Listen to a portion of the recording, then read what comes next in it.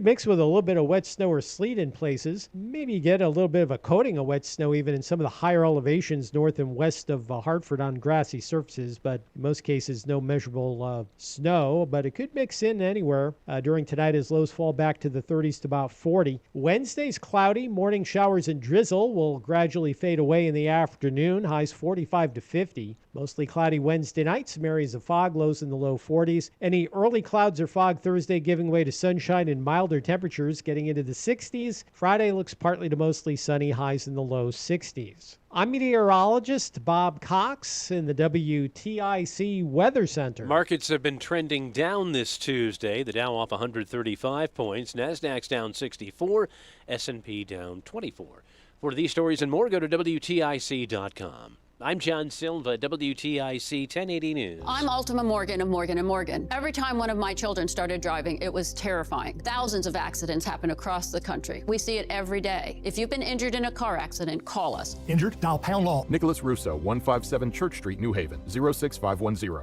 Tune in tomorrow night to WTIC News Talk 1080 as the Boston Red Sox take on the New York Yankees. Sponsored by BPS Lawyers. When it comes to the law, you don't just need a lawyer, you need a full-service law firm. Wesley is a truck driver. I drive a truck, and I love what I do. A truck driver with IRS troubles. They told me I owed them $43,000. It got really bad. Quite a few letters in the mail. They were talking about wage garnishment, coming after my house, my car. Yeah, they don't play around. I seriously thought that I was going to lose everything. One sleepless night, Wesley finally made a call to Optima Tax Relief at 2 a.m. Kind of figured I'd get a machine, but I didn't. I actually got to talk to an actual person in the middle of the night. He found just what he was looking for. Oh, they were great people. You need a team of people that know what they're doing. Optima Tax, they know what they're doing. Optima Tax Relief came through with flying colors. I saved an incredible amount of money. Happy don't even come close. I was absolutely overjoyed. Take Wesley's advice. If you're in any kind of trouble with the IRS, call Optima Tax Relief. Don't trust anybody else. Call Optima for a free consultation. Call 800-354-2840. 800-354-2840. 800-354-2840. Optima Tax Relief. Some restrictions apply. For complete details, please visit OptimaTaxRelief.com. Time now for today's Spotlight on Money, sponsored by Wesley Financial. The income tax deadline is passed, and there's no time like the present to prepare for next year. The more organized you are, the easier the process of filing taxes becomes. Elizabeth Baffardi, founder of Crescendo Financial Planners, says a master list of all income sources and documents is the best gift you can give yourself and your tax preparer. And you'll be able to mark things off quick and easy. I'm Rob Hart. My name is Christine, and I'm a widow. My husband, Ryan, was a healthy 34-year-old, and 3 months later, he was gone. Thankfully, he had life insurance. Ethos made it so easy. You can get a quote in seconds, apply in minutes, and get same-day coverage. 100% online, no medical exam. Life insurance didn't take away the loss, but it did give us the space to just grieve. Get your free quote at ethos.com/protect. ethos.com/protect. Paid spokesperson. Time spent on application may vary. Online health questions required. My name is Christine, and I'm a widow. My husband, Ryan, was a healthy 34-year-old, and 3 months later, he was gone. Thankfully, he had life insurance. Ethos made it so easy. You can get a quote in seconds, apply in minutes, and get same-day coverage. 100% online, no medical exam. Life insurance didn't take away the loss, but it did give us the space to just grieve. Get your free quote at ethos.com/protect. ethos.com/protect. Paid spokesperson. Time spent on application may vary. Online health questions required. Wesley Financial Group is not a law firm, and Chuck McDowell, definitely not an attorney. This is Chuck. Do you feel stupid for buying a timeshare? Don't. It's not your fault. You were most likely told you could rent it, and it was a great financial investment. And the deal was available today only. If this happened to you, contact your resort or Wesley Financial Group for help today. Call Wesley now for your free exit information kit. 800-939-1441. 800-939-1441.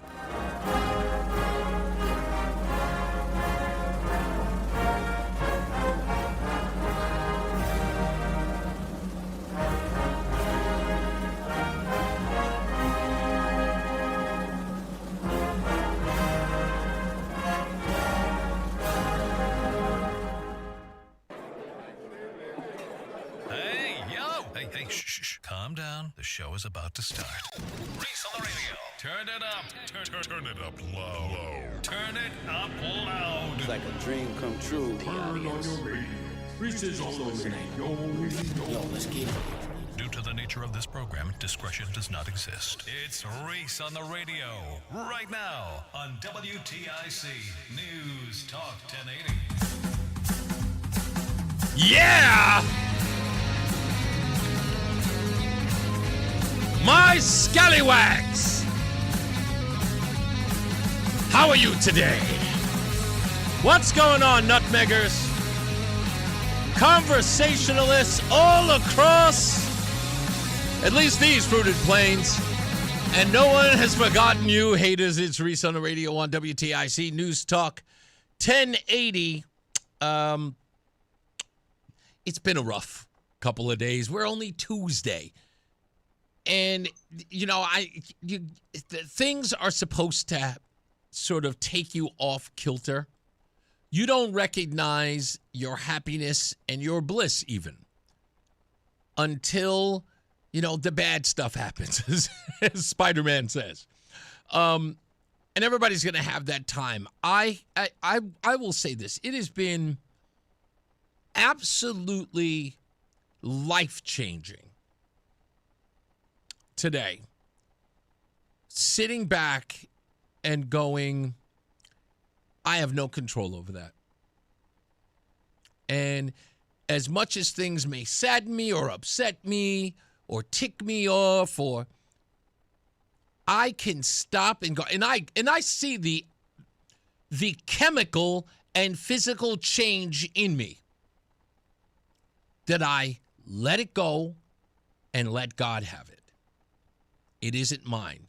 It's happening. It's a situation. And, you know, when that stuff goes on, you can only do what you can do. You sort of have to do the footwork to set yourself up. But then the other stuff, that's just going to be it. And you've got to be okay. You got to say, you know what? Okay.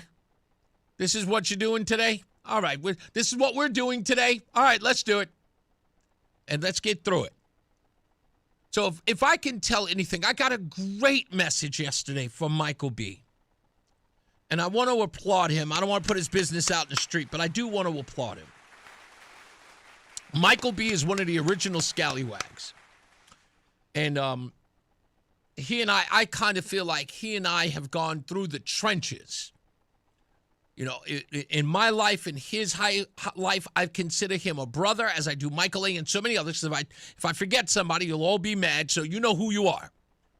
But Michael B., you know, sent me a message yesterday of some fantastic news while I was going through absolute misery. Like, I gotten bad news. Not that I need to share it. I'm just saying I was going through bad news. And he was sharing with me great news. And in that moment, I realized exactly where I was in life. I was profoundly happy for my brother, Michael B.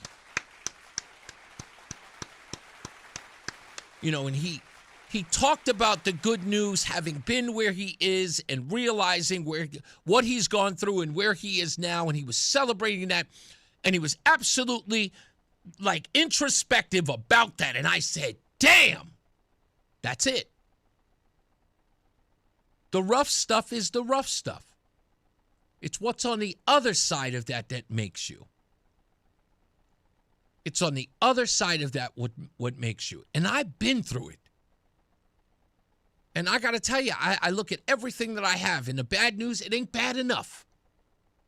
Ain't bad enough to make me go, I do not appreciate what I have. I am not grateful.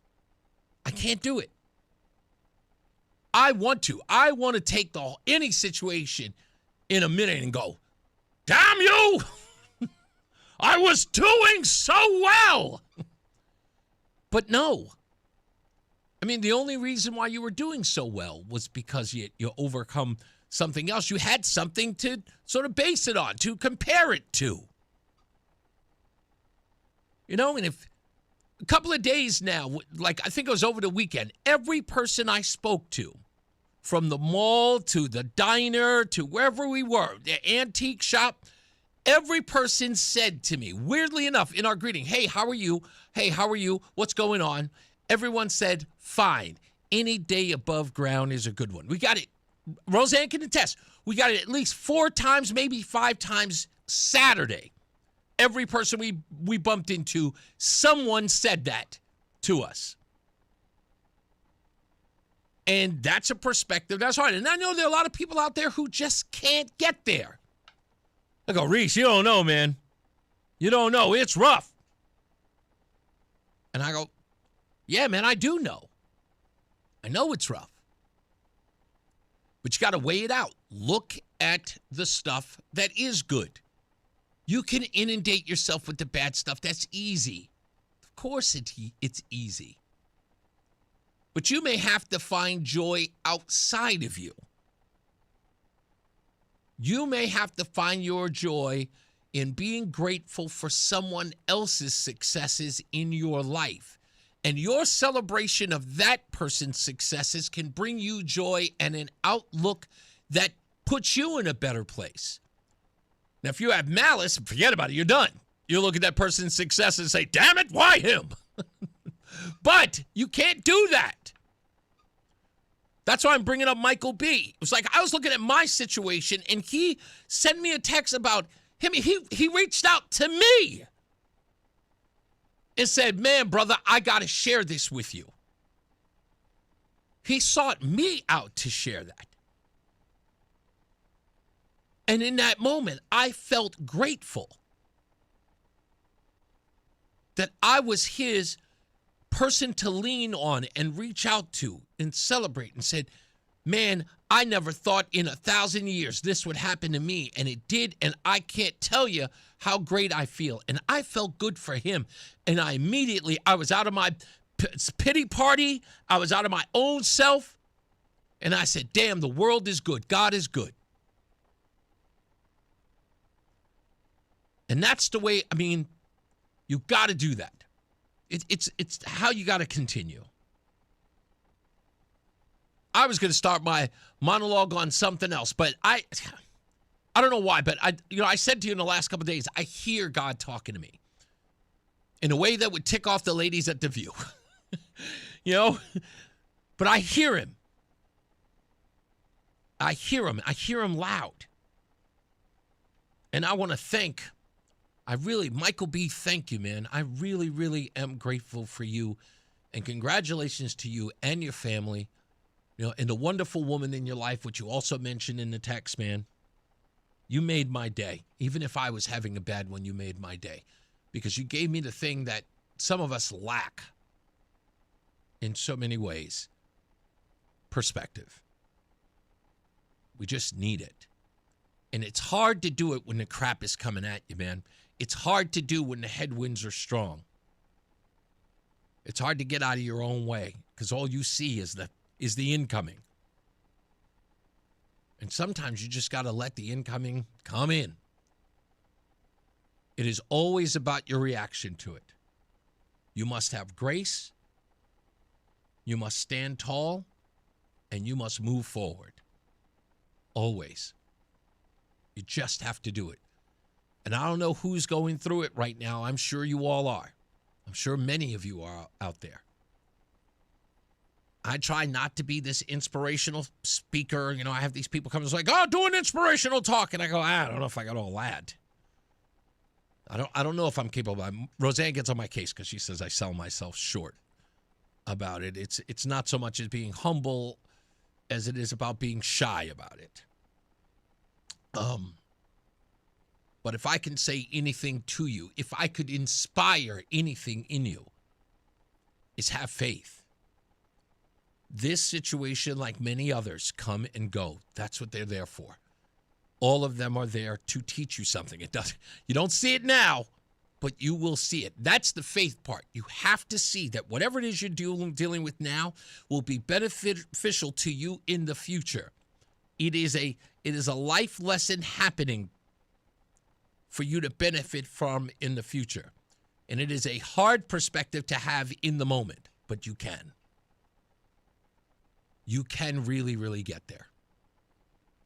So I'm I'm hopeful that was, I don't know, that impacted someone or anyone. And I wanted to get into that. So we got a couple of guests today. We got Jason Perillo, Republican Senator Jason Perillo's coming in at 3 o'clock today. We're going to talk about Medicaid and Medicaid fraud. He's going to be our guest. And two people who I'm very excited to sit down and talk to, primarily because they are of the faith and they've got a great opportunity for you. I hope that you'll join them. I'm talking about Tom and Debbie Berill, who are going to be on the program talking about, I think it's the National Prayer Breakfast that's happening in Washington, D.C. But when they get here, they'll explain the whole thing to you. They are from the Institute of Connecticut History. They'll be here on the program, and I'll be talking to both of them. They'll be sitting across from me as well to talk about everything that they're doing. And, again, a great opportunity for you to join them in Washington, D.C. We'll talk about that and much, much more. I know that everybody is reeling about Chris Murphy. And I will get into that. But I've got to ask a question, and this may be putting some people who love the show, love Reese on the radio, on blast. And what I mean by that is, I got to ask, why are you upset or surprised? Did you not hear the show yesterday where I laid out the footprints that Chris Murphy is walking down or walking with? Ted Kennedy. People who have undermined the current president in foreign lands. Did people forget about the 2020 visit that Chris Murphy had in Iran? You guys remember that. You couldn't stop posting about it. Do not be surprised. But there is something you can do about it. There is a lot that you can do about it. It's not about voting. No. That's too far gone. You don't need to do all of that. You can hold him accountable, though. You see, Chris Murphy, he is going to come into town. And I know he is. Out of nowhere, miraculously, Chris Murphy is going to change course and end up in Connecticut. Now, don't worry. I know he's not listening to this show. So I'm not telling him something that he's going to learn about and then act on or not act on. He's going to do what he will typically do. Chris Murphy's a narcissist, but not in the, I'm a bitter girlfriend way on TikTok. He is a narcissist. He will come back to Connecticut because he caught himself, unfortunately, flat-footed. What he did yesterday on X, he must do damage control for. He has to. If you think that's crazy, try this on for size. Let me see if I can find it here. Let me get my mouse here. I want to find it. This was absolutely hilarious. I woke up this morning to it. Let me go to Capitol Report.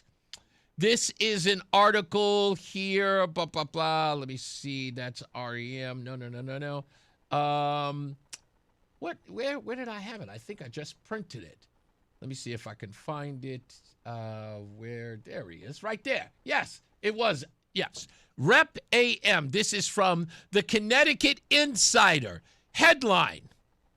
Where in the world is Chris Murphy? Did you listen to yesterday's show? Tom and Thomaston called up and asked the very question. We should do a segment called Where in the World is Chris Murphy?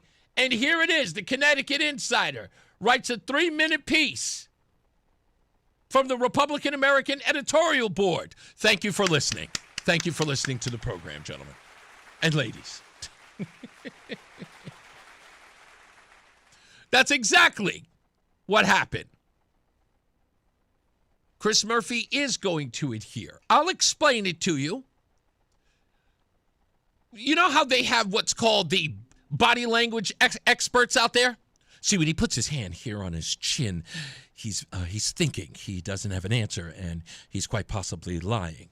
When he puts his leg up over his right leg and he turns to the left, that is him contemplating what the next lie is going to be. And see here where he puts his hand on his hip like Matt Lesser, he is showing female-like tendencies. No, I'm kidding. I'm sorry, I'm kidding. I'm kidding. What I'm going to explain to you is what I like to call a language expert. And Chris Murphy is saying everything while trying to say as little as possible. And we're going to use his own words. We're going to use his own words, not against him, to just illustrate who he is. He's a fascinating person because he's so, what's the word I'm looking for? Typical. That's what he is. He's typical. Nothing about him is extravagant or new or exotic. He's regular. He's vanilla. He knows it, and he knows you know it. That's why he's so outrageous. He's like the guy who wears a red sequin jacket while having no conversation with you, being the most boring person in the crowd. That's who he is.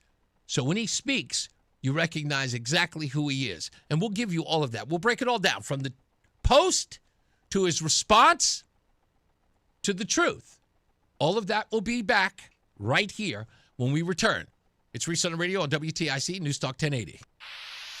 Pump up the volume. Business moves fast. Orders roll in, deadlines close in. When you ship with USPS Ground Advantage, you can keep up with confidence. Every package stays in our secure network from dock to door. And with nationwide reach, dependable tracking, and upfront affordable pricing, you get built-in peace of mind. You run the business. We run the routes. Visit USPS.com/groundadvantage to learn more. Hey, what's up, guys? Reese on the radio here live in Hartford. Don't forget to check us out every weekday, 2 to 6 p.m. on the home of Reese on the radio, NewsTalk 1080 WTIC. Getting a little older doesn't have to mean, well, getting older. This is Dale for Northeast Men's Health. And if you're feeling low energy, can't sleep, can't lose weight, are struggling with brain fog and your sex drive is off, it's time to change it up. At Northeast Men's Health, our advanced medical strategies featuring TRT, GH peptides, NAD+, GLP-1s, PDA, and more treat low T and other hormonal issues to help you shed pounds. Have more energy, enhance your body composition, improve sleep, increase your sex drive, and so much more, getting you back in the game again. So don't be older, be stronger in the gym, be sharper at work, be better in the bedroom, and be more confident in every part of your life. So call us today and find out how our advanced treatment strategies could change the game for you. Your first visit is just $99 and includes blood work and a medical consult. And if you start on one of our advanced treatment plans on the day of your appointment, your visit is free. Call 800-930-5956 or go to northeastmenshealth.com. Featured therapies are compounded and have not been evaluated nor approved by the FDA. Provider prescription required. See website for details. I'm Ed Evans, CEO of Consumer Cellular. No, we're not one of the big guys. Truth is, we don't want to be. If you're over 50, Big Wireless probably has you paying for more data than you might need. You could be throwing away thousands over a lifetime. Our entry-level data plans start at just $20 a month. And for a limited time, switch and get your second month free. Call 1-888-FREEDOM, visit consumercellular.com or a store near you and get your second month free today. Plans include $5 credit for auto pay and e-billing. See site for additional details. You know the rush when you reach that goal, when something you've worked for pays off. That's success. At University of Maryland Global Campus, we believe you should never stop chasing it. That's why we offer a skills-based education that helps move your career forward. Learn how to apply emerging technologies like AI and data science. Build your leadership and critical thinking skills. Apply now and save with no application fee. Classes start May 13th. Learn more at umgc.edu. Certified to operate in Virginia by SCHEV. And now, a WTIC news update. It's 2:30. Good afternoon. I'm John Silva. WTIC 1080 News. Bob Cox has the forecast details coming up. Hold the phone on Vice President Vance's trip to Pakistan. for peace talks with Iran. The Iranians are reportedly balking at U.S. conditions to end the war. The ceasefire is set to expire on Wednesday. Man is under arrest in Waterbury, charged in a Monday stabbing. Shaquan Savoy faces assault charges. They say they were called, police that is, to a disturbance just before noon on Prospect Street. Victim, who sustained non-life-threatening injuries, took himself to the hospital. Savoy is being held on the assault charge, being held on bond. Police in New Haven say a person was injured after being struck by a vehicle while riding a bike. Officers called earlier today to the area of L.T. Grosso Boulevard and Printers Lane. The boulevard closed between Columbus Ave and Adeline Streets. We don't have any word on the extent of the injuries. New London police say they rescued a person from the water near Spar Yard Road, where the Thames River meets Long Island Sound. Firefighters worked to save the woman in distress, who was evaluated at L&M Hospital. Local, state, federal transportation leaders gathered in Farmington today. They were on hand to mark the beginning of National Work Zone Safety Awareness Week. 2,600 crashes reported in work zones last year in Connecticut alone. And Patriots coach Mike Vrabel told the media he's had some, quote, difficult conversations with people I care about. He was referring to the fallout of photos that showed him and NFL insider Diana Rossini hugging and holding hands at an Arizona resort. Both are married, and both downplayed the release of the New York Post photos. Rossini later resigned her position at The Athletic. WTIC News Time, 2:32. Here's Bob with the forecast. We'll have a mixture of sunshine and clouds during this afternoon. High temperatures only in the upper 40s and low 50s. Winds become south at about 10 to 15 miles per hour by this evening. And sunset will be at 7:38 this evening. Then it's mostly cloudy tonight, a bit of light rain developing after midnight. Could even mix with a bit of wet snow or sleet in places. Wouldn't expect any measurable accumulation from that, but it could mix in. Lows in the 30s to around 40. Cloudy Wednesday, showers and drizzle in the morning will fade away during the afternoon. Many areas will have trouble getting out of the 40s tomorrow, maybe 45 to 50 at best. Remaining mostly cloudy Wednesday night, some areas of fog, lows in the low 40s. Any early clouds or fog Thursday giving way to sunshine and highs in the 60s. I'm meteorologist Bob Cox in the WTIC Weather Center. Dow down 228 points. NASDAQ's off 84, and the S&P is down 31. I'm John Silva, WTIC 1080 News. Have bad teeth that need to be replaced? Don't like removable dentures? Worry no more. Come on down to Columbia Implant Center in Manchester any day of the week and ask for the All-on-4 procedure. Call us at 860-643-1898. Get up to $1,500 off your spring project with DeGiorgi. For over 93 years, DeGiorgi has been Connecticut's trusted partner for all things home improvement. Right now, take advantage of the Zero Worry Sale. 0 money down, 0 interest, and 0 payments until 2028. Go to DeGiorgiInc.com now to get the DeGiorgi Advantage. Our family serving your family. DeGiorgi. Wesley Financial Group is not a law firm, and Chuck McDowell definitely not an attorney. This is Chuck. If someone talked you into buying something really silly and you want to get out of that silly little thing, my advice, get the facts. Call me and I'll send you our timeshare exit kit absolutely free. Inside, you'll learn how timeshare works and all your options for cancellation. Call Wesley now for your free exit information kit. 800-909-9696. 800-909-9696.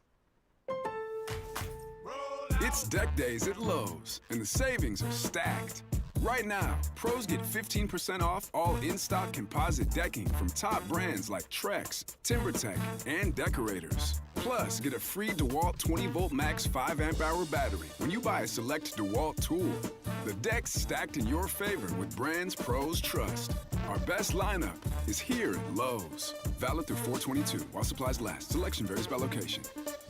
At Audion Hearing, our mission is simple: to make better hearing affordable for everyone. We're proud to offer high-quality, rechargeable hearing aids starting at just $98. Clear, comfortable, and ready to use right out of the box. And here's a study worth hearing. Research shows that wearing hearing aids can reduce your risk of dementia by up to 61%. Join over 1 million happy customers and hear the difference today by going to audionhearing.com. That's AUDIEN hearing.com. In today's fast-moving job market, staying ahead means keeping your skills sharp. At University of Maryland Global Campus, we help keep your capabilities cutting edge with our skills-based education programs designed to move your career forward. Explore more than 135 degrees and certificates in business, cybersecurity, and more. Apply now and save with no application fee. Classes start May 13th.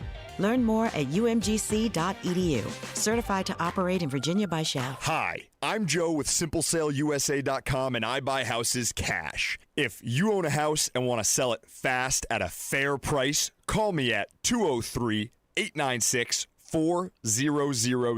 I can pay cash and close in as little as 7 days. I buy houses in any condition, any price range, and more importantly, anywhere in Connecticut. I'm a private real estate investor who buys several houses a month, and I want to buy more. I buy inherited houses, divorce houses, behind in payment houses. I even buy my tenant won't pay me the rent houses. Do you own a house that is trash and needs thousands of dollars in repairs? Great, because I love buying junk houses. I buy vacant houses, abandoned houses, condemned houses, and even foreclosure houses. If you own a house and want to sell it fast, call me at 203-896-4000. That's 203-896-4000. 203-896-4000. If you owe back taxes, listen carefully to rule number 1. Never go up against the IRS alone. They're cracking down, freezing bank accounts, garnishing paychecks, canceling passports. Even your home or business could be at risk. But here's what they don't tell you. The IRS has powerful tax relief programs that could save you thousands if you qualify. That's why smart people call Optima Tax Relief, America's #1 tax resolution firm. Nobody knows these programs like the experts at Optima. Their team of tax attorneys and licensed professionals have resolved over $2 billion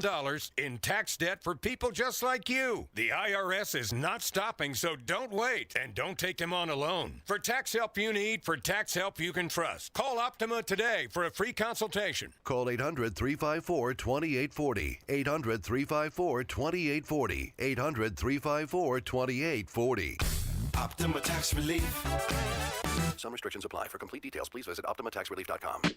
Fan of WTIC? Then do us a favor. Download the free Odyssey app and favorite WTIC. We're back. Reese on the radio here on WTIC News Talk 1080. And I often have to go back and forth over this when I'm doing the show. It's like, I got to do this. I got to make sure I do that. I got to make sure I do the one thing that I always am going to do is, hold people's feet to the fire. That's what we do here. One, because it is important that you are informed, that the wool is never pulled over your eyes. And I love it when people stop me and say, I don't always agree with you, Reese, man, but I love the show. I got that today. I want to give a shout out to that individual, Nate Brown, who walked up to me and said, and it's, let me tell you, this means something to me. And I don't really need the caveat. I like it. It's nice, but you don't have to do it.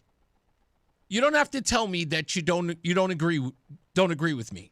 It's not important to me that you don't agree with me. And I don't want you to think that it is. And if I've ever given that impression, let me start by saying that is unnecessary. If you ever want to converse with me about something I've talked about on the air that you either disagree with or you had a different perspective, I love that. But you never have to caveat that with me and say, I don't always agree with you, Reese. I am in no way am I going to say, well, what do you listen to me for? No, I welcome you. I know the way that the world is as far as politics are concerned. Everyone has to sort of, put that feeler out there. It's like, well, I'm a this, so I may not agree. No, not with me. Your opinion is valuable to me. You don't believe that. Many people won't. And I wish, if I can inspire anybody to do anything, I wish that I could inspire people to look at those who are in opposition to me politically the way that I see them. People to learn from. Even if they are bat boogler crazy. I need to understand them because that's just my nature. And I know some people who call here all the time and say, Reese, I'm just too far gone, man. Totally respect you. I respect you too. And that's what I am. I universally respect everybody's point of view. It is not mine, but you never, when you meet me, just tell me you love the show, you love what we do. And if you got a question about something I said or a point of view I have, please, I encourage you to ask me about it. I will. Guy stopped me not too long ago at Stadium 15. Say, hey, Reese, I got to ask you something. And he was asking me about Aaron Stewart. And I was like, yeah, man. I mean, I pulled him to the side, gave him some private time. And, it was great. So, I love that. I love to communicate. So I want to thank Nate Brown for saying that. And the way he said it was so enthusiastic. Again, for a guy who said, I don't agree with you, the thing that he said to me that lit me up, and I could see it in his eyes, was how excited he was to tell me, when I get in my car and I go home, I turn you on. It's like, I'm looking forward to your show. And I said, appointment radio, that's what we're trying to do here. So I appreciate Nate. Thank you for the big ups. I'll talk about why I met Nate Brown in a minute. What's the name? Thank you, Jerry, for letting me know that the Tina and Jim's last name is Berill. I thought it was Berill, like my friend Mike Berill, but it's Berill. I will correct that, or I've corrected it already. But anyway, so here we have Chris Murphy, and he puts out this tweet. Let's see if we could get it up here on the screen so I can read it. There it is on the screen for those of you who are watching online, ReeseOnTheRadio.com. It says from Ali Yays, I think, at least 26 Iranian Shadow Fleet vessels bypass U.S. blockade. And Chris Murphy at 5:49 p.m. yesterday writes, awesome. Now, I am a failed comedian. How do I know? I tried it. I failed. But I love comedy. I study comedy. I have people in comedy that I refer to as like my uncles, right? My non-biological family members. Rodney Dangerfield in particular. Love him. Taught me how to do this. When a joke fails, accept the failure. A bad comedian blames the audience. I knew exactly his sarcasm. However, it's Chris Murphy, and he is tone deaf and vanilla. See, if Chris Murphy had a flow, he'd know that that was off-putting. But he has no flow. As the kids say, he's got no riz. Short for charisma, for those of you, who never heard that term. He has no riz. He has no swagger. He's vanilla. He's a Lego piece. That's what he is. And so when he tries to be funny or sarcastic, it falls flat. And when he looks at others and says, oh, you don't get sarcasm, it's because Chris doesn't get the room. This guy is a wet blanket. He should be. When he was asked about it, here he is. Let me see if I can find it here. Talking about his tweet. Was this it here? Let me see. Today I have a new... No, not that one. Sorry. That's, is that Trey Ying's piece? No, there it is. I apologize. I had it all set up. And it is. Here's Chris Murphy. And I'm not ready yet. There we go.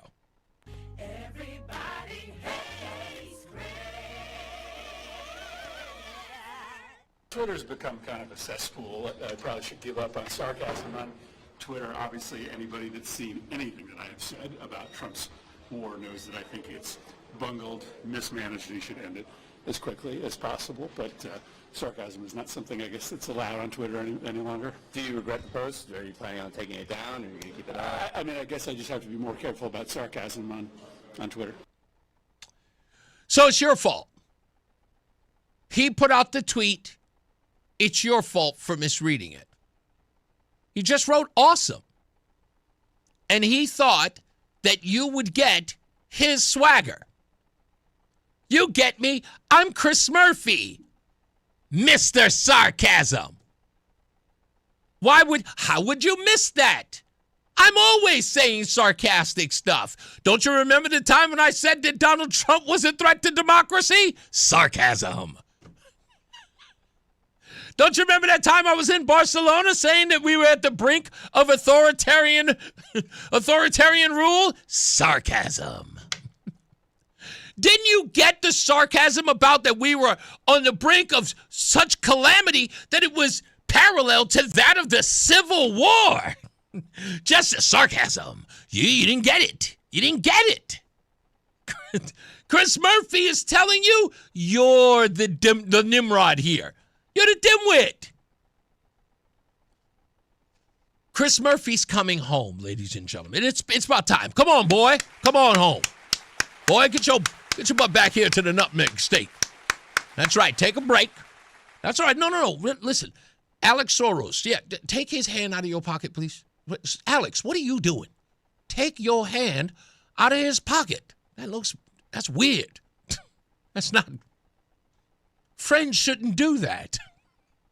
What are you, pickpocketing him? Or you reshuffling? What are you doing?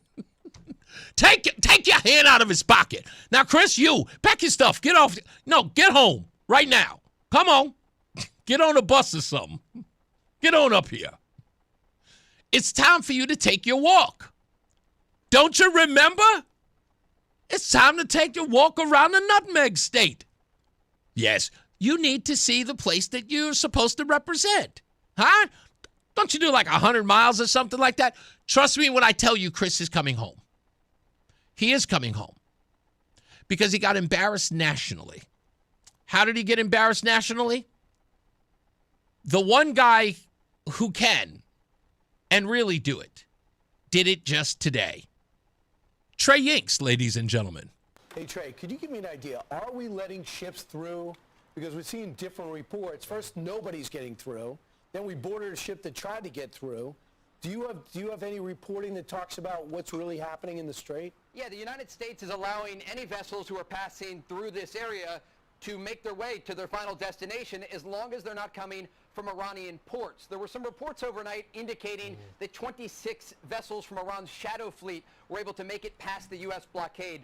There is no evidence of that, and despite what one Democratic senator talked about, there is a concerted effort by the United States to ensure that any vessels that are coming from Iranian ports are turned around or seized, as we saw with that one cargo ship over the weekend. So, Trey, that was just Iranian propaganda, right? Yes, absolutely. And the Shadow Fleet that the senator is talking about is used to directly fund Iranian proxies across the Middle East, including Hamas, the Houthis, and Hezbollah, who are directly responsible for killing U.S. citizens. And Doe! Chris, say it with me. Doe! Did you hear that? Did you hear what Chris Yanks, what's his name? Sorry, Trey Yanks. Did you hear what he said?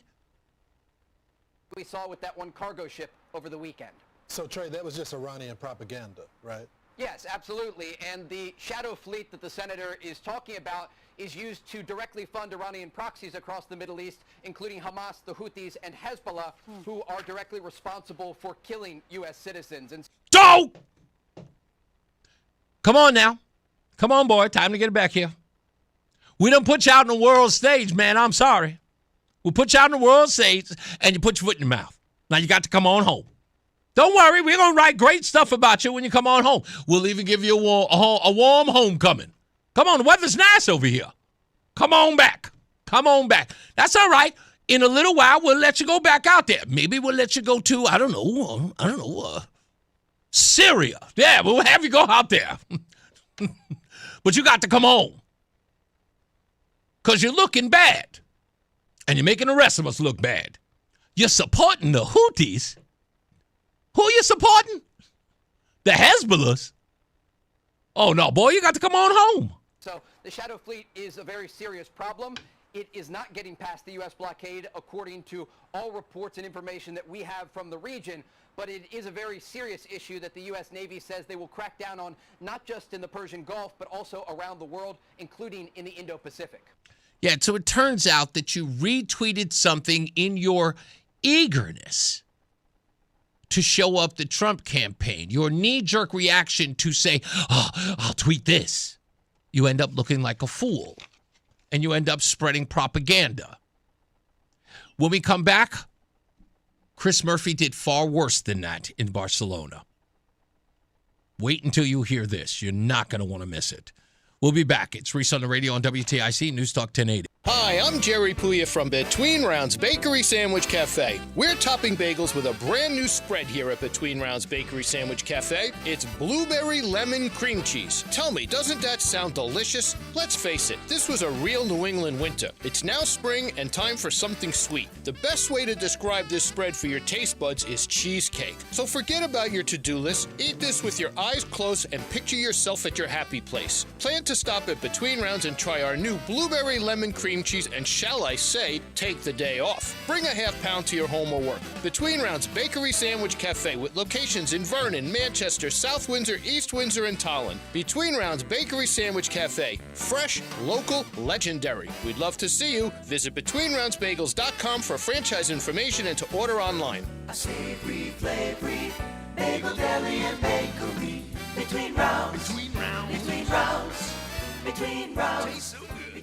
Just hearing the word IRS can make people break out in a cold sweat. No one wants to do. The good news is Legal Tax Defense has been successfully negotiating with the IRS for more than 15 years. It doesn't matter how much you owe, whether it's $5,000 or $5 million. You deserve the best in the business on your side, and that is Legal Tax Defense. Even if you're working with someone else and just want a second opinion, there is no cost or obligation to call. They can prevent levies, liens, wage garnishments, even file back tax returns. And the best news about Legal Tax Defense is they won't take your case unless they know they will reduce or eliminate your tax debt. Call Legal Tax Defense right now for a free no-risk consultation. 800-284-1238. 800-284-1238. You have nothing to lose but everything to gain. 800-284-1238. Is reviewing life insurance on your to-do list? Now's the perfect time to add it.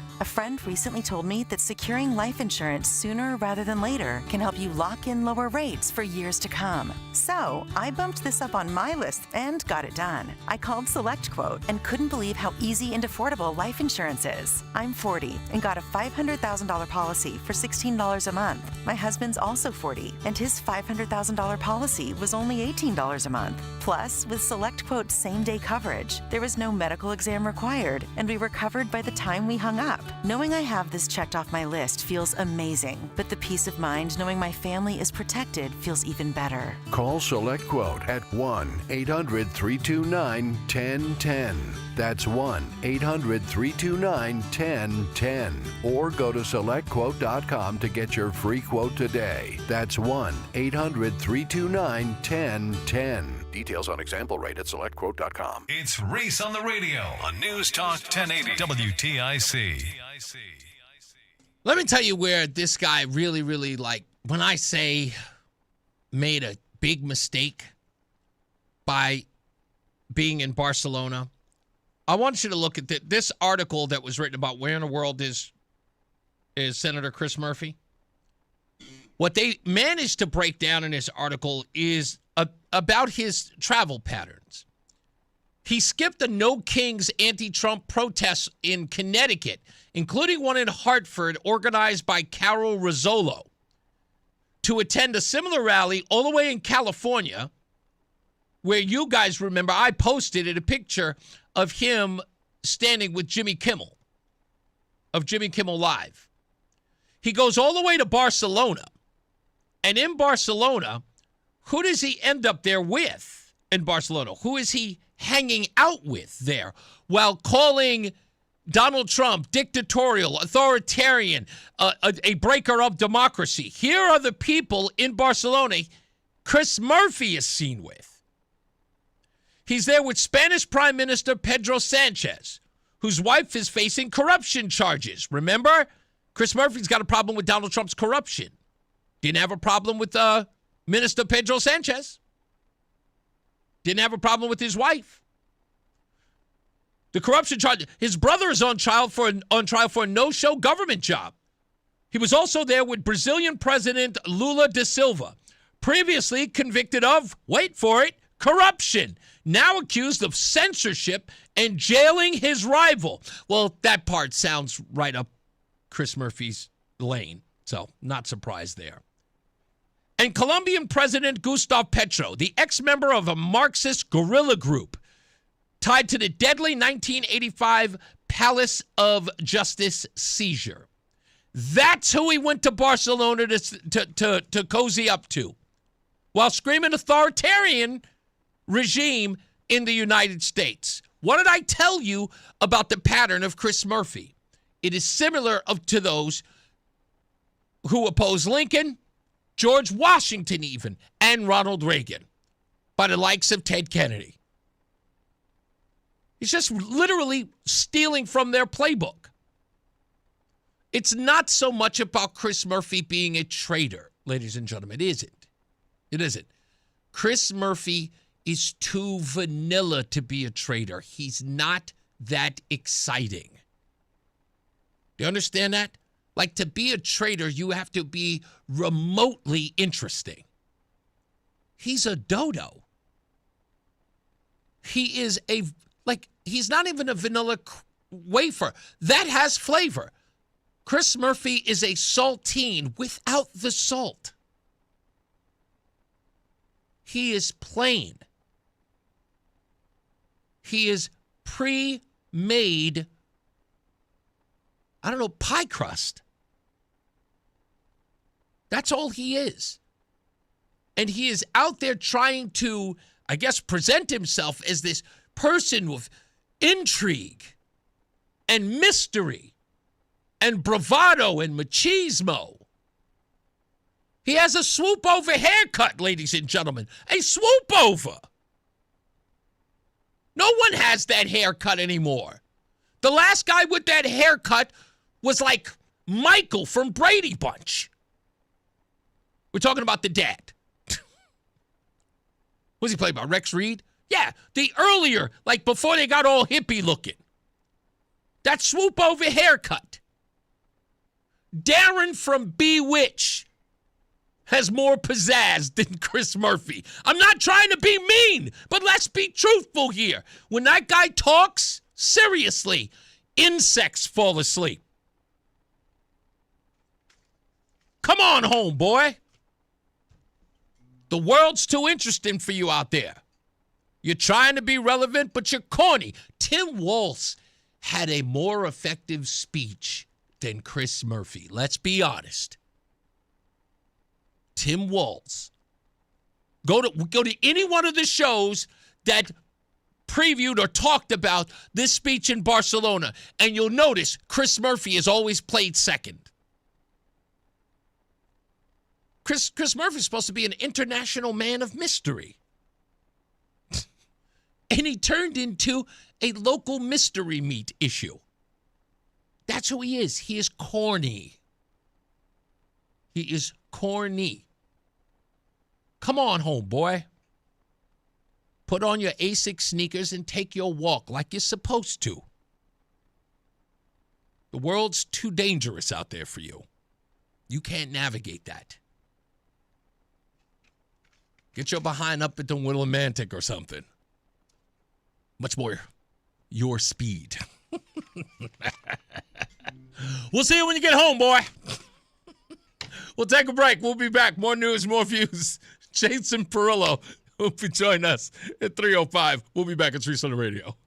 This is WTIC News Talk 1080 with Brian and Company in the morning, Reese on the radio in the afternoon, and news around the clock. WTIC and WTIC FM HD2 Hartford and Odyssey Station. It's 3 o'clock in the afternoon. I'm John Silva, WTIC 1080 News. We have sunny, partly sunny skies out there. We'll keep the partial sunshine and the temps in the low 50s. All the forecast details coming up. State House Republicans argue Democrats' vaccine bill hands too much power to the Commissioner of Public Health.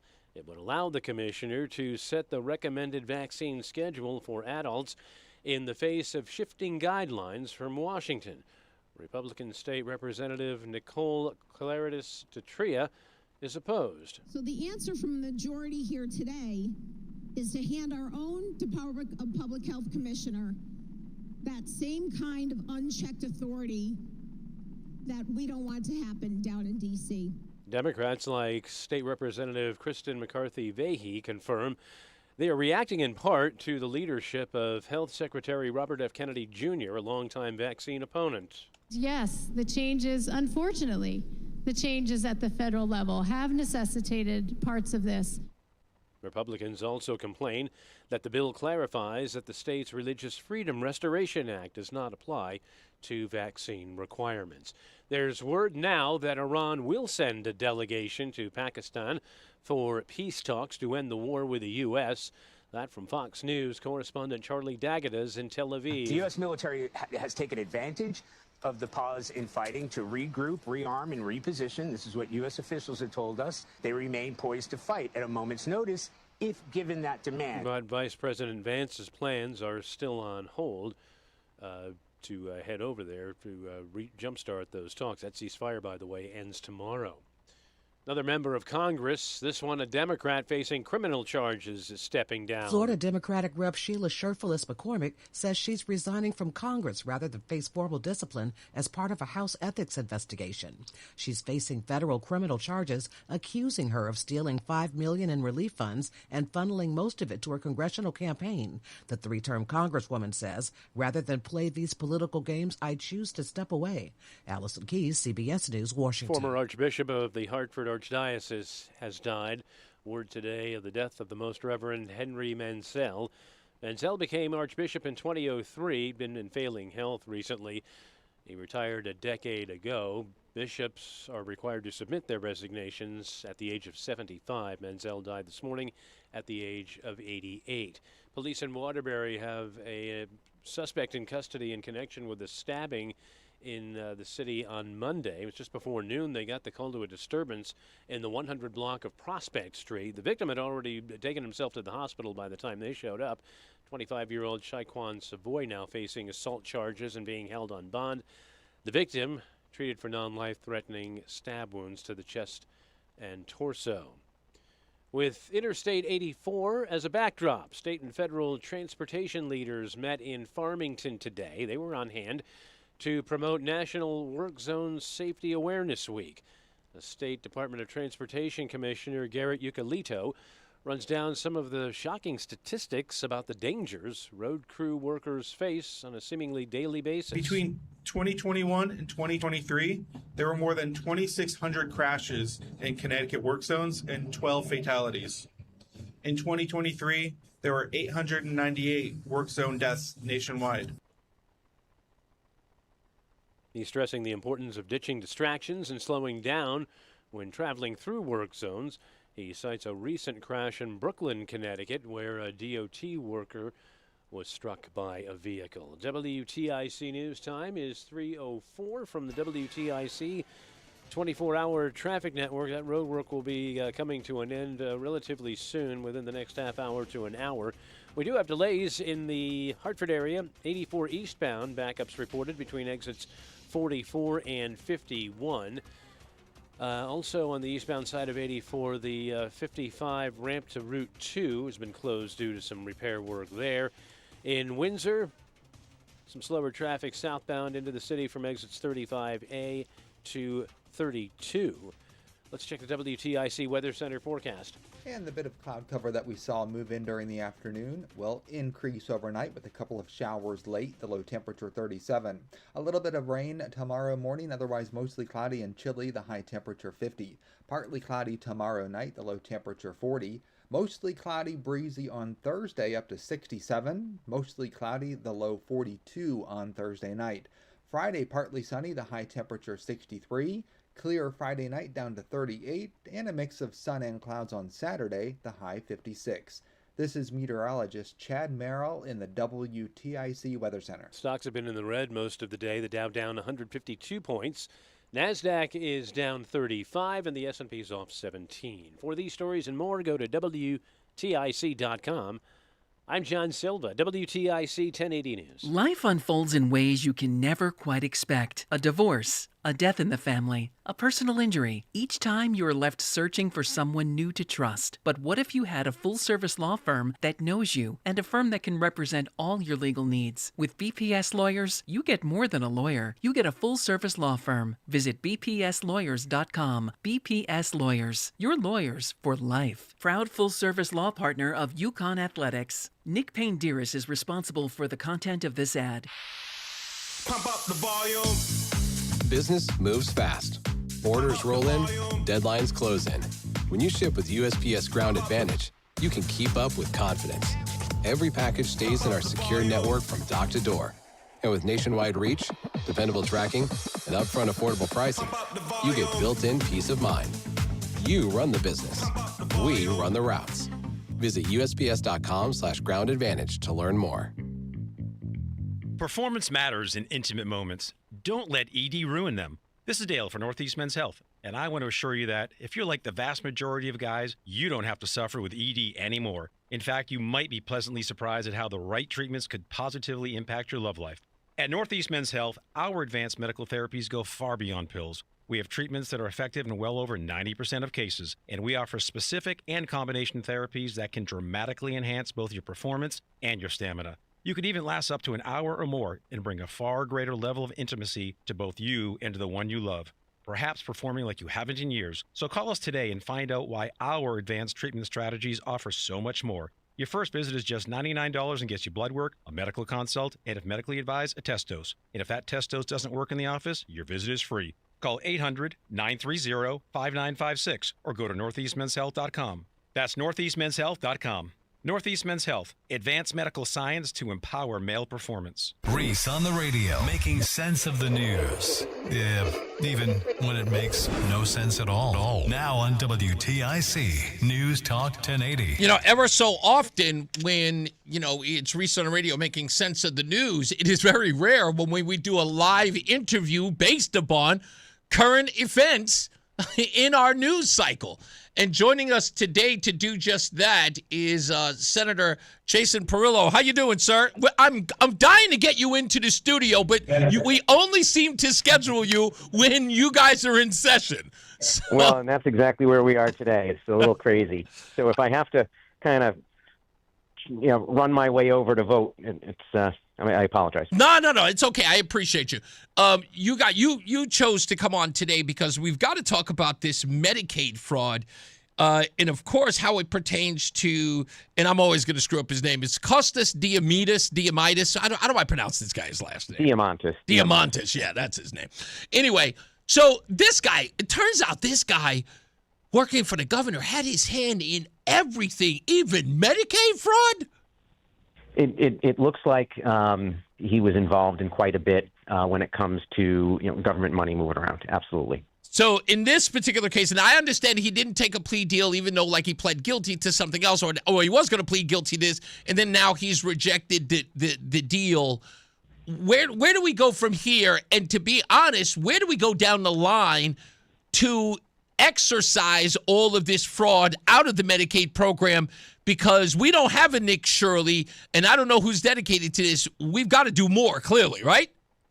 Yeah, well, question one is identifying who in the course of perpetrating the fraud was involved. Mm-hmm. Specifically within the Department of Social Services, which in Connecticut manages Medicaid. You see a number of names thrown out.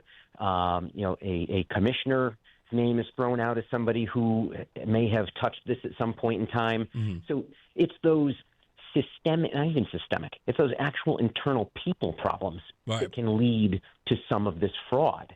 We're talking, this dental clinic was willing to settle without the audit for $600,000. Yeah. Willing to pay that much money just not to have an audit.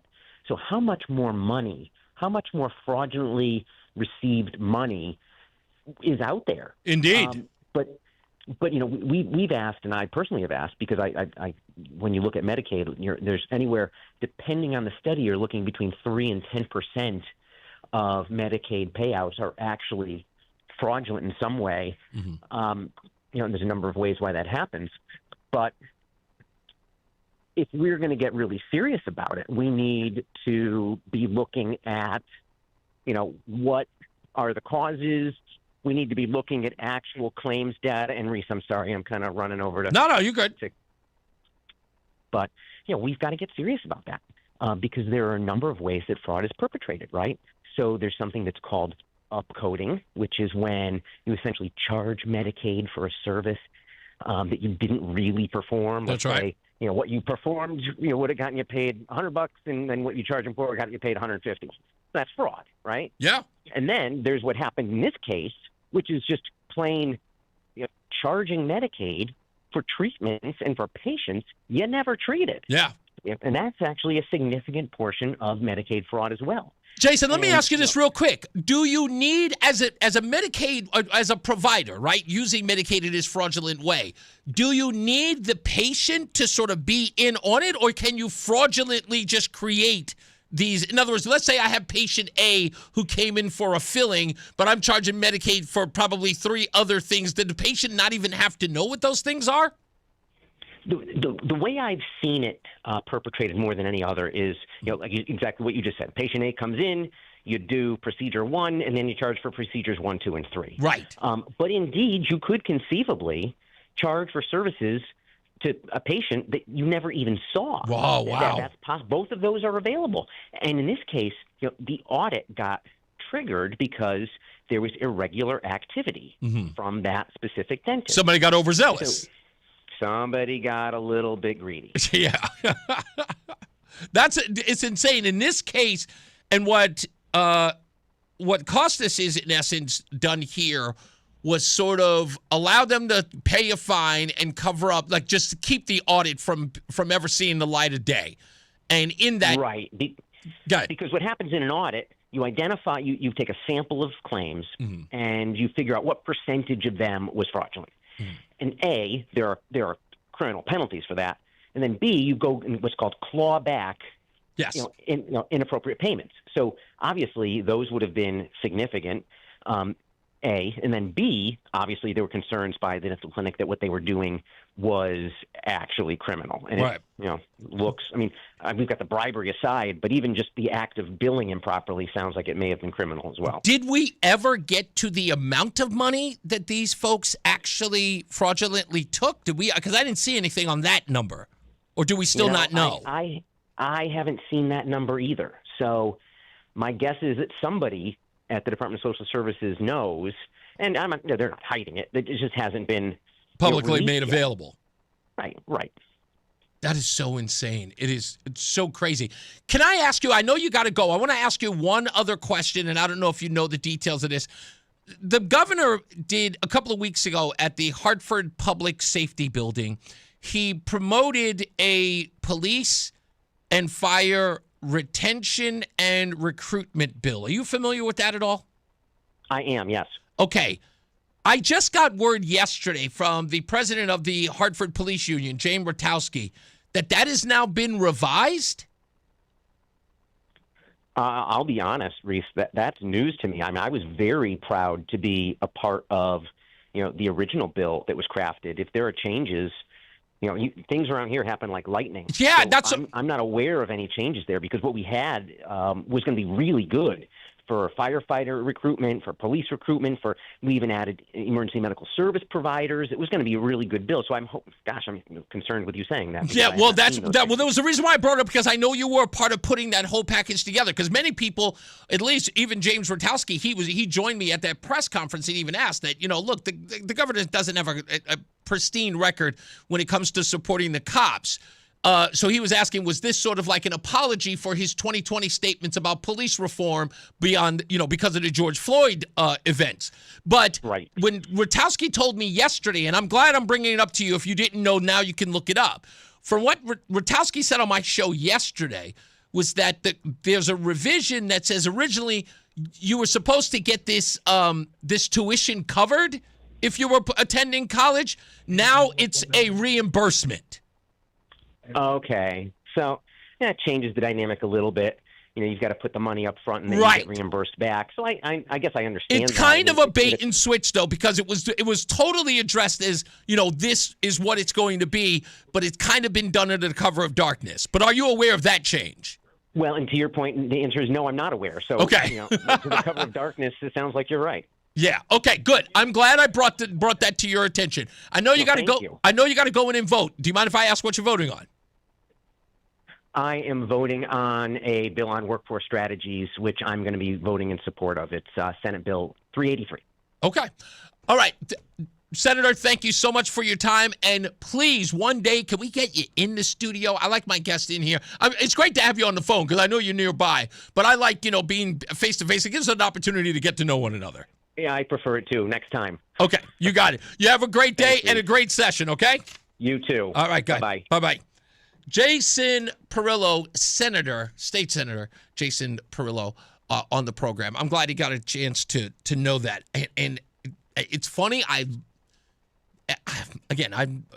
know God is real. That statement that James Rotowski said yesterday, and then knowing that I'm going to have Senator Perillo on, I knew he was a part of that. So I'm so glad that I got an opportunity to ask him about that. So now he's going to look at it. We need to make that well aware because the governor's running around. And it's so typical. That was the same thing that the governor and the legislature did with the 1% tax, the meal tax. That was the same deal. They present it. All the press comes. It's a big ballyhoo. Hey, look what we're doing for the city. Look what we're doing for the state, everybody. Yeah, aren't we fantastic? And the press comes in and they take the camera. Oh, man, this is great. Hey, Governor, pose with the apple pie. You're at the diner. Everybody stand behind the governor. This is fantastic tourism. And then everybody gets in and they go, all right, we need to change this around, make sure that money goes directly to the general fund. Ooh, man, we're going to have so much fun with this. How much money they projected? $120 million a year. Ooh, man, it's going to be so great. Nobody's going to be the wisest. And then they actually do it. They put out a press release. We're not going to give them that money back. It's a lot of money. It's a lot of things that we could do with that money. Well, we're just going to do something else. Everybody knows you have to wait 5 years before a news reporter ever brings it up. I thought, can you imagine that? When I saw the Susan Raff report, when it was sent to me, I'm almost positive Rudy in Florida sent me that story first. And when I saw that, I read it, listened to the whole article. I was under the impression, like, holy moly, what a bait and switch. Look at what they did. And then you get underneath the hood and you find out, oh, we didn't hide this from anybody. And that's exactly the word I got. Seriously.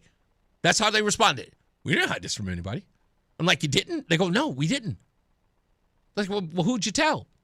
Everybody. I said, what do you mean you told everybody? The media knew? What do you mean the media knew? They said, yeah, the media knew. And I looked, and they did. They did. I'm not kidding you, folks. Everybody knew. Everybody knew the money was never going to tourism from the get-go. They just changed it. Said, nah, we're taking that too. And then the story comes out that the money isn't there. A couple of people and it's like, man, they did kind of screw us. Let's hold a press conference. And then it becomes a story 5 years later, 6 years even. And then it's, hey, look what they did. And everybody goes, hey, tough cookie, buddy. We told you. Here's $2 million. We took $550, but here's $2 million. Buy yourself something nice. Damn. I want you to think about that, especially those who like to say you don't agree with me. Think about that. Go on, get down there on election day and write a permission slip for that. Get down there and do that. Go down to your polling place and tell those legislators, I'd like some more of this, please. Taking your money, saying it's for a good cause to boost tourism, and then put it in the general fund, and no one reports on it. It's done in plain sight. No one says a word. It's the same deal with Chris Murphy. Why do you think he's in Barcelona? Huh? Well, he's back now. But why do you think he went to Barcelona? Why do you think he's traveling the globe? How? Why do you think Globetrotter Chris is everywhere? Because nobody's holding his feet to the fire. What is he going to do? There's going to be an article written about him that isn't fawning, like today's Connecticut Examiner. And somebody will be like, hey, you know, that guy's never, ever here. And then he'll say, I got to throw these people a bone. All right. Book me 2 first-class tickets back to Bradley. They only have business class. Wait until they have first class, will you? And don't bother me. Come on home, boy. Get your butt on home. We'll be waiting for you. I can't wait until you get here. And when you do your walk around town, you're going to have a buddy. Little jogging buddy, you know, walking with you. I can see it now. Remember when they used to do that speed walk? But they shuffle their hips and the shoulders? Yeah, that'll be me and Chris Murphy doing the walk.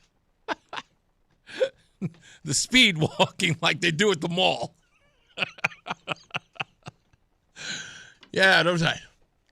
I'll be right next to him. It'll be me and probably a bodyguard or, you know, somebody like that, you know, in between us. But I'll keep up. It's just 100 miles. I can do that. Let me get Jim in Waterbury. What's up, Jim? Hey, how you doing, Reese? What's up, buddy? About your faith. Thank you, man. I'm calling about something that's probably under your radar. Now, it's unusual the governor did it. It's another anti-gun bill, HB 5043. Yep. He wants to ban all Glocks, either sold or altered. Yeah. Well, yeah. But like, in other words, if you buy a replacement piece for that pistol, you have to re-register that firearm. Yeah, but the thing is, what they do to criminals, they put what they call a Glock switch. It's a device the size of a Lego. But he's going to ban it from civilians with up to 10 years in prison.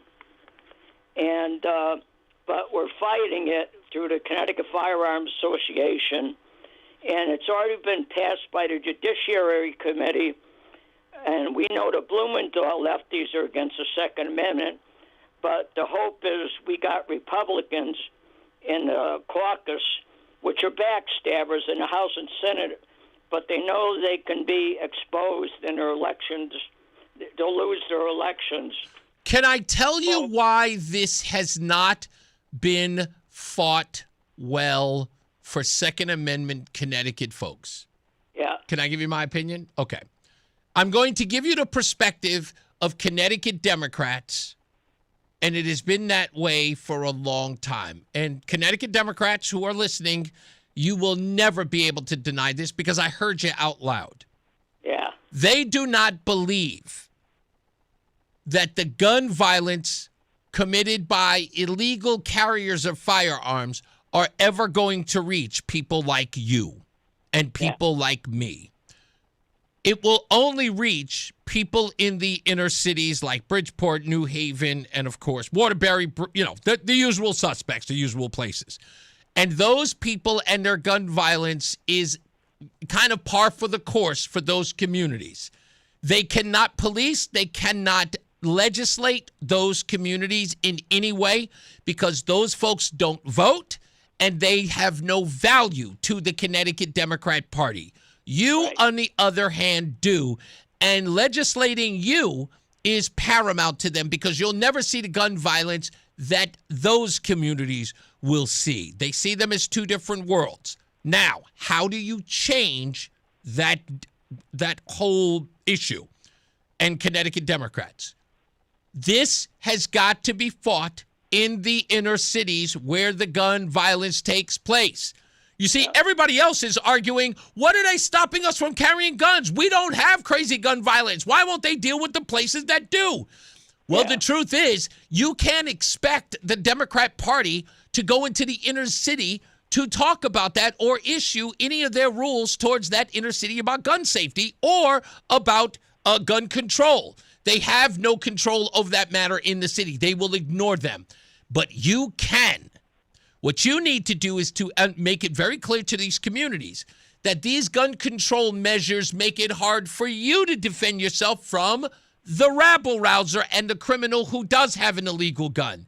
And who they are shackling is the inner city. By keeping you from being able to protect your family, your home, if someone breaks in, because the people who have the guns are already violating the law, they are not protecting you. And you have to find those people, and you have to get them out loud, and you have to get them in front of Democrats so that Democrats, who, by the way, do not know how to deal with Second Amendment African Americans, for them it is like diffusing a bomb, and they always fail. That's why you have to bring, they're your only support in order to beat Democrats on Second Amendment issues. The only thing. Yeah. So you guys are fighting it in the suburbs, and I get it, because that's where your home is. But you need a very healthy alliance with the people who are affected by gun violence the most, and that's the inner city. Is that helpful? Yeah. The thing is, we got a good shot at, because a lot of these Republicans who are backstabbers, they don't go along with it because they'll be afraid of getting reelected. Yeah, and there's you're right. of Democrats in weak seats that won't go along with it. They usually vote along for Second Amendment because they're afraid of getting kicked out of office, too. Yeah, indeed. Hey, thank you, Jim, man. Always a pleasure. You have a good one, okay? I have to hear about your faith. Thank you, sir. You have a wonderful one. Bye. Bye-bye. All right, let's take a break. We'll be back. More news, more views. And what have I got? Oh, I meant to talk about this yesterday. The Israel issue. Jews have a problem with Democrats. We'll talk about that when we return. Stick around. It's Reese on the radio.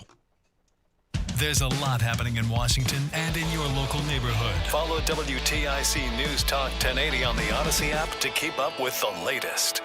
Brian Shackman here for Allaire Elder Law. Your life is busy. You're running around all over the place. You say, okay, do we need to take care of a will? See what our future's going to look like? You're like, I'll do it tomorrow. I'll do it next week. I'll do it next year. The thing is with this stuff, it's not a problem until it is. So maybe you should do what my wife and I did. We decided to do something about it, and we looked far and wide, and we arrived at attorney Haley Allaire and her team at Allaire Elder Law. They can help out with anything and everything. Power of attorney, wills, trusts, probate, life care planning, home care planning, Medicaid, whatever you think your needs are going to be, they will help you assess those, and then they will get the documents taken care of. They're local, they're not national, they're accessible. You get them on the phone, you can meet with them in person. Attorney Allaire and her team are the best. So if you want to settle this part of your life and have the confidence that no matter what happens, everyone in your family will be taken care of, then you need to get in touch with Allaire Elder Law. Again, it's AllaireElderLaw.com. That's ALLAIRE, elderlaw.com. Finding great candidates to hire can be like, well, trying to find a needle in a haystack. Sure, you can post your job to some job board, but then all you can do is hope the right person comes along. Which is why you should try ZipRecruiter for free at ZipRecruiter.com/free. ZipRecruiter doesn't depend on candidates finding you. It finds them for you. Its powerful technology identifies people with the right experience and actively invites them to apply to your job. You get qualified candidates fast. So while other companies might deliver a lot of hay, ZipRecruiter finds you what you're looking for. The needle in the haystack. See why 4 out of 5 employers who post a job on ZipRecruiter get a quality candidate within the first day. ZipRecruiter, the smartest way to hire. And right now, you can try ZipRecruiter for free. That's right, free at ZipRecruiter.com/free. That's ZipRecruiter.com/free. ZipRecruiter.com/free. ZipRecruiter. And now, a WTIC News Update. 3:30, good afternoon. I'm John Silva, WTIC 1080 News. Bob Cox has the forecast details coming up. Waterbury police have made an arrest in a Monday stabbing. They say they were alerted to a disturbance on Prospect Street just before noon yesterday. Sheriff Lewis McCormick says the House committee has denied her adequate time to prepare a defense. Members of the House Ethics Committee had been set to weigh what punishment to recommend after they found Sheriff Lewis McCormick committed 25 violations of House rules and ethical standards. Sheriff Lewis McCormick also faces federal criminal charges, accusing her of stealing $5 million in coronavirus disaster relief funds. She has denied any wrongdoing. Mike Hempen, Washington. And Mike Berill said today that he's had some difficult conversations with people I care about, including his family, the coaching staff, and players, following the publication of photos of the Pats coach and NFL insider Diana Rossini at an Arizona resort. Photos of Vrabel and Rossini were taken at Sedona Resort and published in the New York Post. Vrabel and Rossini are both married. They released statements to the Post after the publication of the story, downplaying the photos. Rossini has since resigned her spot at the Atlantic. WTIC News Time is 3:32. Bob Cox has the forecast. We'll have a mixture of sunshine and clouds during this afternoon. High temperatures only in the upper 40s and low 50s. Winds become south at about 10 to 15 miles per hour by this evening. And sunset will be at 7:38 this evening. Then it's mostly cloudy tonight, a bit of light rain developing after midnight. Could even mix with a bit of wet snow or sleet in places. Wouldn't expect any measurable accumulation from that, but it could mix in. Lows in the 30s to around 40. Cloudy Wednesday, showers and drizzle in the morning will fade away during the afternoon. Many areas will have trouble getting out of the 40s tomorrow, maybe 45 to 50 at best. Remaining mostly cloudy Wednesday night, some areas of fog, lows in the low 40s. Any early clouds or fog Thursday giving way to sunshine and highs in the 60s. I'm meteorologist Bob Cox in the WTIC Weather Center. All right, we have partly sunny skies right now with a temperature of 50 degrees. It's been a down day so far for the financial markets. The Dow is down 82 points. NASDAQ's down 4, S&P's down 9. I'm John Silva, WTIC 1080 News. In today's fast-moving job market, staying ahead means keeping your skills sharp. At University of Maryland Global Campus, we help keep your capabilities cutting edge with our skills-based education programs designed to move your career forward. Explore more than 135 degrees and certificates in business, cybersecurity, and more. Apply now and save with no application fee. Classes start May 13th. Learn more at umgc.edu. Certified to operate in Virginia by Shell. Tune in tomorrow night to WTIC News Talk 1080 as the Boston Red Sox take on the New York Yankees. Sponsored by BPS Lawyers. When it comes to the law, you don't just need a lawyer, you need a full-service law firm. I'm John Morgan of Morgan & Morgan. Why should you hire America's largest injury law firm for your case? There's lots of reasons. Just like there's a reason millions of people called us last year in their time of need. When it comes to fighting for justice and compensation, millions of people across the country trust us to go to battle for them. We became the largest injury law firm in the world for a reason. There's only one Morgan & Morgan, forthepeople.com. Injured? Dial pound law. Nicholas Russo, 157 Church Street, New Haven, 06510. Security is huge for us. That's Pete Sweeney, Director of Operations at United Tool and Die Company in West Hartford. We have requirements that we need to meet, and TAB provides us with the tools necessary to make sure that we're compliant. Pete's confident in his security because he has an ASP, Actual Service Provider. TAB Computer Systems. As an ASP, TAB provides Pete with a higher level of service at a lower cost. Call TAB at 1-888-TAB-4-HELP or visit tabinc.com. Technologies advancing business. TAB Computer Systems. Hi, my name is Lloyd Lockridge, and I'm the host of a new podcast from Odyssey called Family Lore. In this podcast, I'm going to have people on to tell unusual and sometimes far-fetched stories about their families. I've heard my whole life that she invented the margarita. And then we're going to investigate those stories and find out how much of it is true. He gets a patent 1 month before the Wright brothers. Oh my God.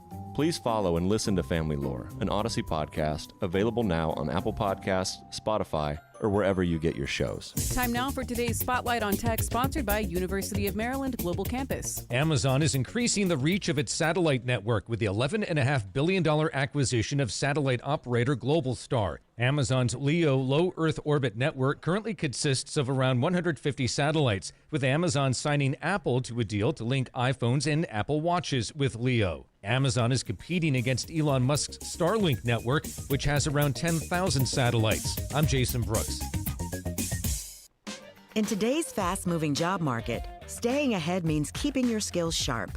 At University of Maryland Global Campus, we help keep your capabilities cutting edge with our skills-based education programs designed to move your career forward. Explore more than 135 degrees and certificates in business, cybersecurity, and more. Apply now and save with no application fee.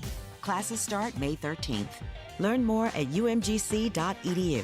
Certified to operate in Virginia by Chef. If you get injured in an accident, it can feel like you're out there all by yourself. Insurance companies send an army of lawyers after you to lowball your claim, deny coverage, and force you to settle. At Trantolo & Trantolo, we've been standing up to the insurance companies for more than 85 years. We're on your side, and we'll get you what you're entitled to. We don't get paid until you do. If you're injured, don't fight solo. Trantolo & Trantolo. Get your free case assessment at trantololaw.com. That's trantololaw.com. Staples has hundreds of ways to grow your business this spring, like spectacular signs, brilliant brochures, eye-popping posters, mouth-watering menus, and more. Shop now through June 13th and save up to $150 on all your custom prints. Staples, that was easy. This has been a tough winter. Don Cussin here. With constant freezing and thawing, our roads have become minefields of potholes. This can cause misalignment and tire damage. Now through April, Cussin Automotive has a great give-back special featuring a free alignment check. Our technicians will inspect your tires and suspension, and if you need repairs, we are here to help. Plus, as your local Napa Auto Care Center, you can earn a $50 give-back Visa card from Napa Auto Parts. For an appointment and details, call 860-289-2389 or go to CussinAutomotive.com. Cussin Automotive. Do it right. Cussin. Do it right.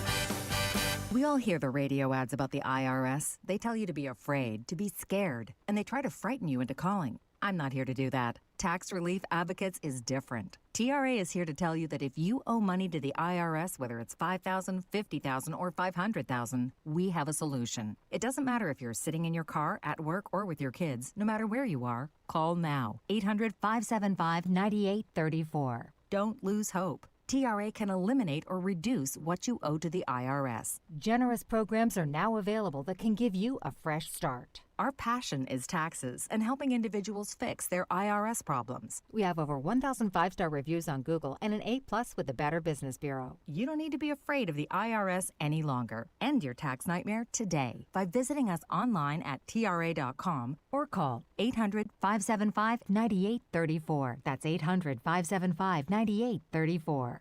Tax Relief Advocates. Real solutions for real people.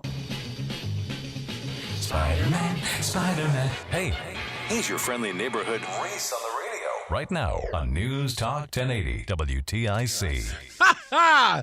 Not bad there, big guy. I like that. Reese on the radio right here live on WTIC News Talk 1080. You folks who have been a part of this show for a long time will know that I have been one of the, I would say, the earlier people or the earlier pushers of the idea that the Democrat Party had a Jewish problem, had an issue with Israel, Jews, Zionists, whatever they're calling them this week. I called it because I remember that. I saw it real time. And I've talked about it on my podcast. People have laughed at me about it. People said, nah, that's not true. That didn't happen. I'm like, okay. I'm not trying to convince you. The evidence is there. It's always been there. And I watched it live. 2012, folks. And I've got to put it out there again for you to listen to and to view. Let me see if I can find it here because I just had it. I just posted it a couple of days ago. And I wanted to get into it today. Let me see. Do I have Kornacki here? Yes, I do. I may have actually, now that I think about it, I am positive that, oh, you know what? I was supposed to play it on Friday. That's what happened. So it is clearly in another section of this, let me see if I can get to this thing, because I usually had it ready here. And it was, again, in 2012 at the Democratic National Convention. And CNN had covered it about as much as anybody had covered it. And it blew my mind because it was happening pretty fast.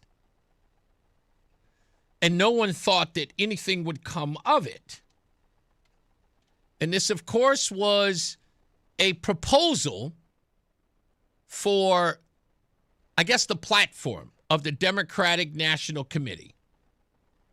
And the platform was supposed to be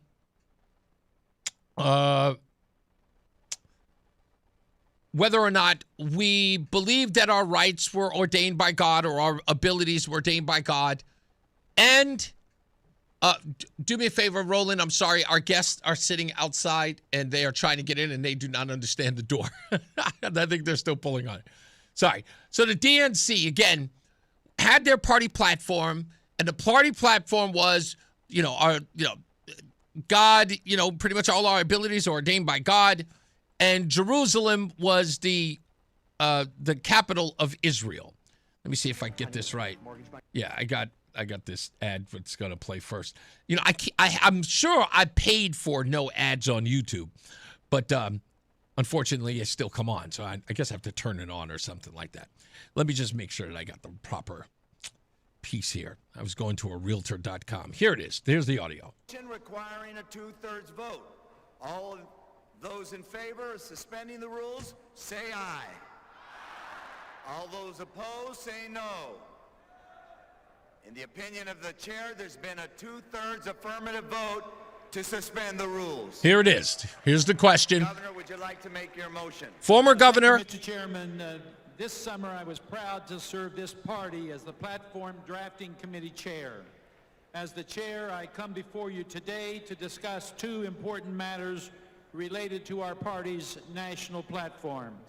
As an ordained United Methodist minister, I am here to attest and affirm that our faith and belief in God is central to the American story and informs the values we've expressed in our party's platform. In addition, President Obama recognizes Jerusalem as the capital of Israel, and our party's platform should as well. That should be simple as that, right? Our life, our liberty, ordained by God. Jerusalem is the capital of Israel. That should have been the case. That's it. No argument, no nada. It had been that way in the Democrat platform forever. Sad part is that the reason why it's being introduced by the former Ohio governor during this convention in 2012 is because someone miraculously removed it 4 years ago. So they put it back in, and they had to have a vote. What happened during the vote? Well, famously, this happened. Mr. Chairman, I have submitted my amendment in writing, and I believe it is being projected on the screen for the delegates to see. I move adoption of the amendment as submitted and shown to the delegates. A motion has been made. Is there a second? Is there any further discussion? Hearing none, the matter requires a 2/3 vote in the affirmative.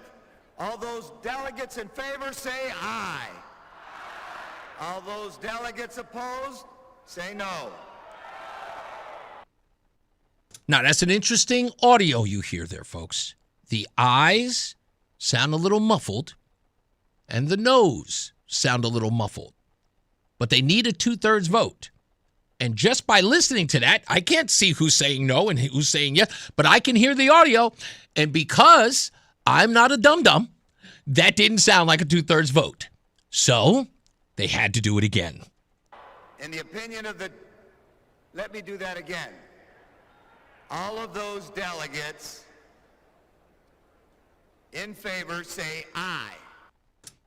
They're about to get louder. All those delegates opposed, say no. Uh-oh. They're both getting louder. It still doesn't sound like a 2/3 vote. It sounds like the Democrat Party is sort of fractured here. 50% and 50%. That part of the party does not want to acknowledge God and does not want to acknowledge Jerusalem as the capital of Israel. Bit of a quagmire. And it's happening live on television, folks. This is not at the part where the cameras aren't rolling. This is live.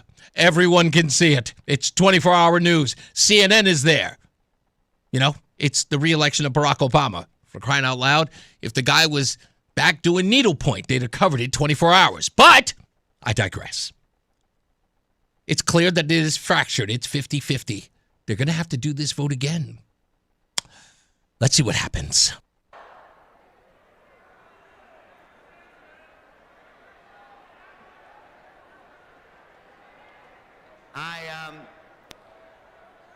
I guess.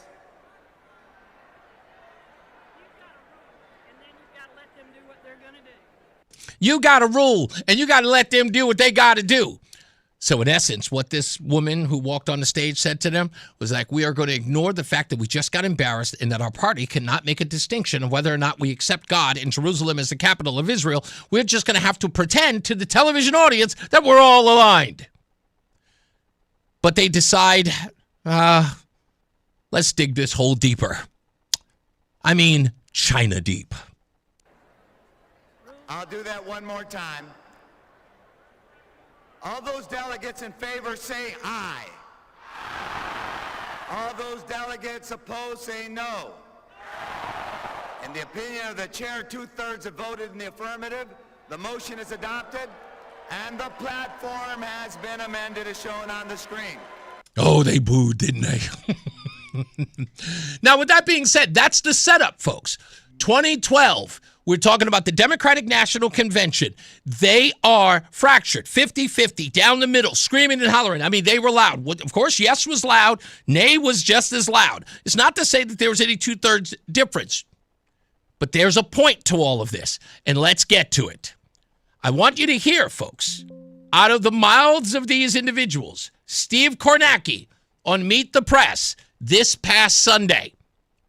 Here's what he said to Kristen Welker about the issue of the Democrat Party as it pertains to Israel.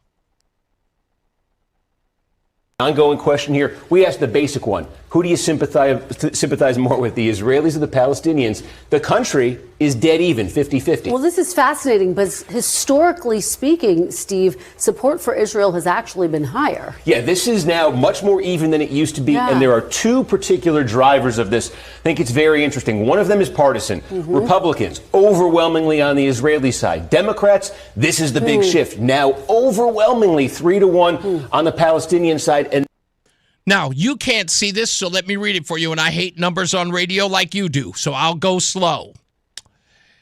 According to Republicans on the issue of do you support Israelis or Palestinians, Republicans are at 81% for Israel, 19% for Palestinians.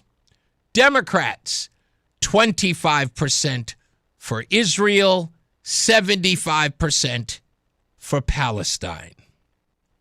And then the most important factor. Then the second piece of it, it's generational. It's age. Gen Z, that rising generation. Look at this. Across party there, 3/4 of Gen Z say they sympathize more with the Palestinians than the Israelis. That's a massive sea change. 74% of Gen Z support Palestine. And it all started in 2012. That's why I said we make the complex simple here. We break that all down. And we always use history as our guide. And that's why my two guests here are going to be a part of that. See, I set it all up for you guys. We'll be back. More news, more views. We'll get traffic and weather, and then we will have our guests on the program. We'll talk about a great opportunity for you to come join them, perhaps in Washington, D.C. when we return. It's Reese on the radio on WTIC News Talk 1080. Wesley Financial Group is not a law firm, and Chuck McDowell, definitely not an attorney. This is Chuck. If someone talked you into buying something really silly and you want to get out of that silly little thing, my advice, get the facts. Call me and I'll send you our timeshare exit kit absolutely free. Inside, you'll learn how timeshare works and all your options for cancellation. Call Wesley now for your free exit information kit. 800-909-9696. 800-909-9696. It's deck days at Lowe's, and the savings are stacked. Right now, pros get 15% off all in-stock composite decking from top brands like Trex, TimberTech, and Decorators. Plus, get a free DeWalt 20-volt max 5-amp-hour battery when you buy a select DeWalt tool. The deck's stacked in your favor with brands pros trust. Our best lineup is here at Lowe's. Valid through 4/22 while supplies last. Selection varies by location.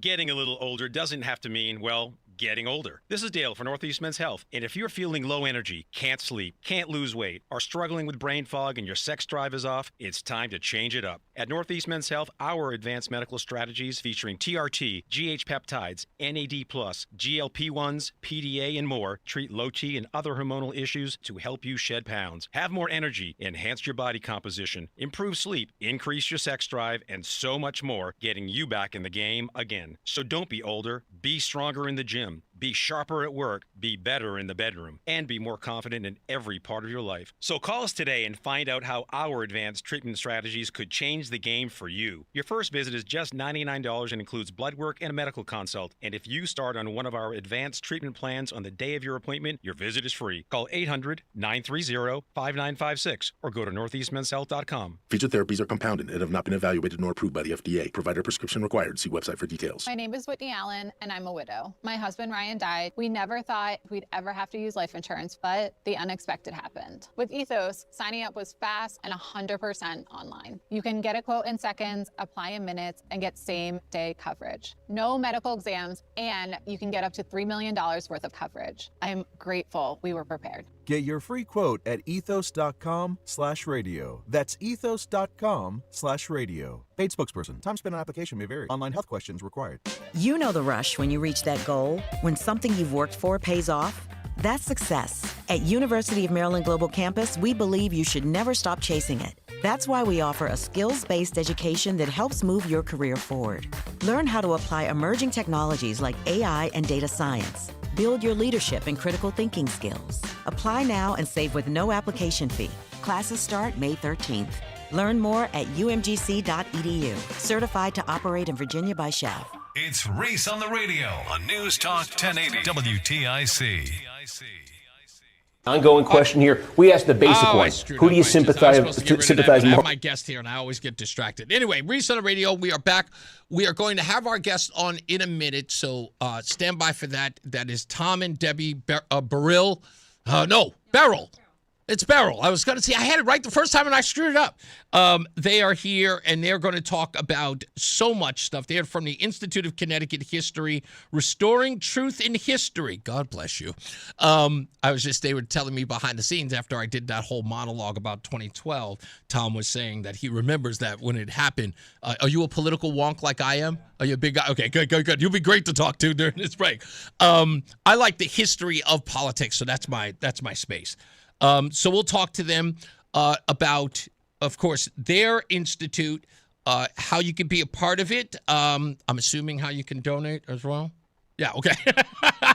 And we'll talk about what they do and why it's so important, because a lot of people don't know about the Institute of Connecticut History. So this is an opportunity to promote them, promote what they're doing, and also to see if you would like to take part in their trip going to Washington, D.C. Now, I got to ask, and I'll ask you guys while you're here. Let me throw the mics on just in case. If indeed more people, I have it. Trust me, I'm way ahead of you. I got you. If indeed you get more than 50 seats? Yeah. Like, let's say it gets like 100 seats. Will you guys just rent another bus? If it gets that much, we'll take the names and see what we can do. See what you can do? Okay, good enough. Okay. All right, so we'll get into that. This bus trip is going to be great if you're interested, but we'll break all of that down. We're going to be here with Tom and Debbie for an hour. So we've got so much stuff to cover. We'll get to know them. They will get to know me. I know. Have I seen you guys around, Bridge? Yeah. Okay. I was like, oh no, they look familiar. I know we've never spoken, but I know I've seen you there. Yeah. They are members of my church. Don't worry, it's not a quid pro quo. Okay, don't start there. They're friends of my pastor, and what they're doing is really, really fun. And if I could make it, I would. But I think Roseanne might be going. So big history buff. You have no idea. Have you met her yet? No. One time we well, did. We met you at the Pine Loft, was it? Yes, yeah. When you meet Roseanne, when she finds out what you do, you may have to call me to get rid of her. Like, I'm telling you, she is like over. That's her thing. At home, it is history. And as you said, Debbie, a lot of this is Christian history. Yes. That's what she's doing right now. That is her, as we like to call it, her jam. Is religious history. So when I come in, like I'll be at my desk, and when I come in, what's playing on streaming is religious history now. So it's over and over again. So she's going to love you. So we'll talk about all of that and much, much more in the next hour. So stand by for that. They are here. Plus more news and more views as well. I think. Oh, yeah.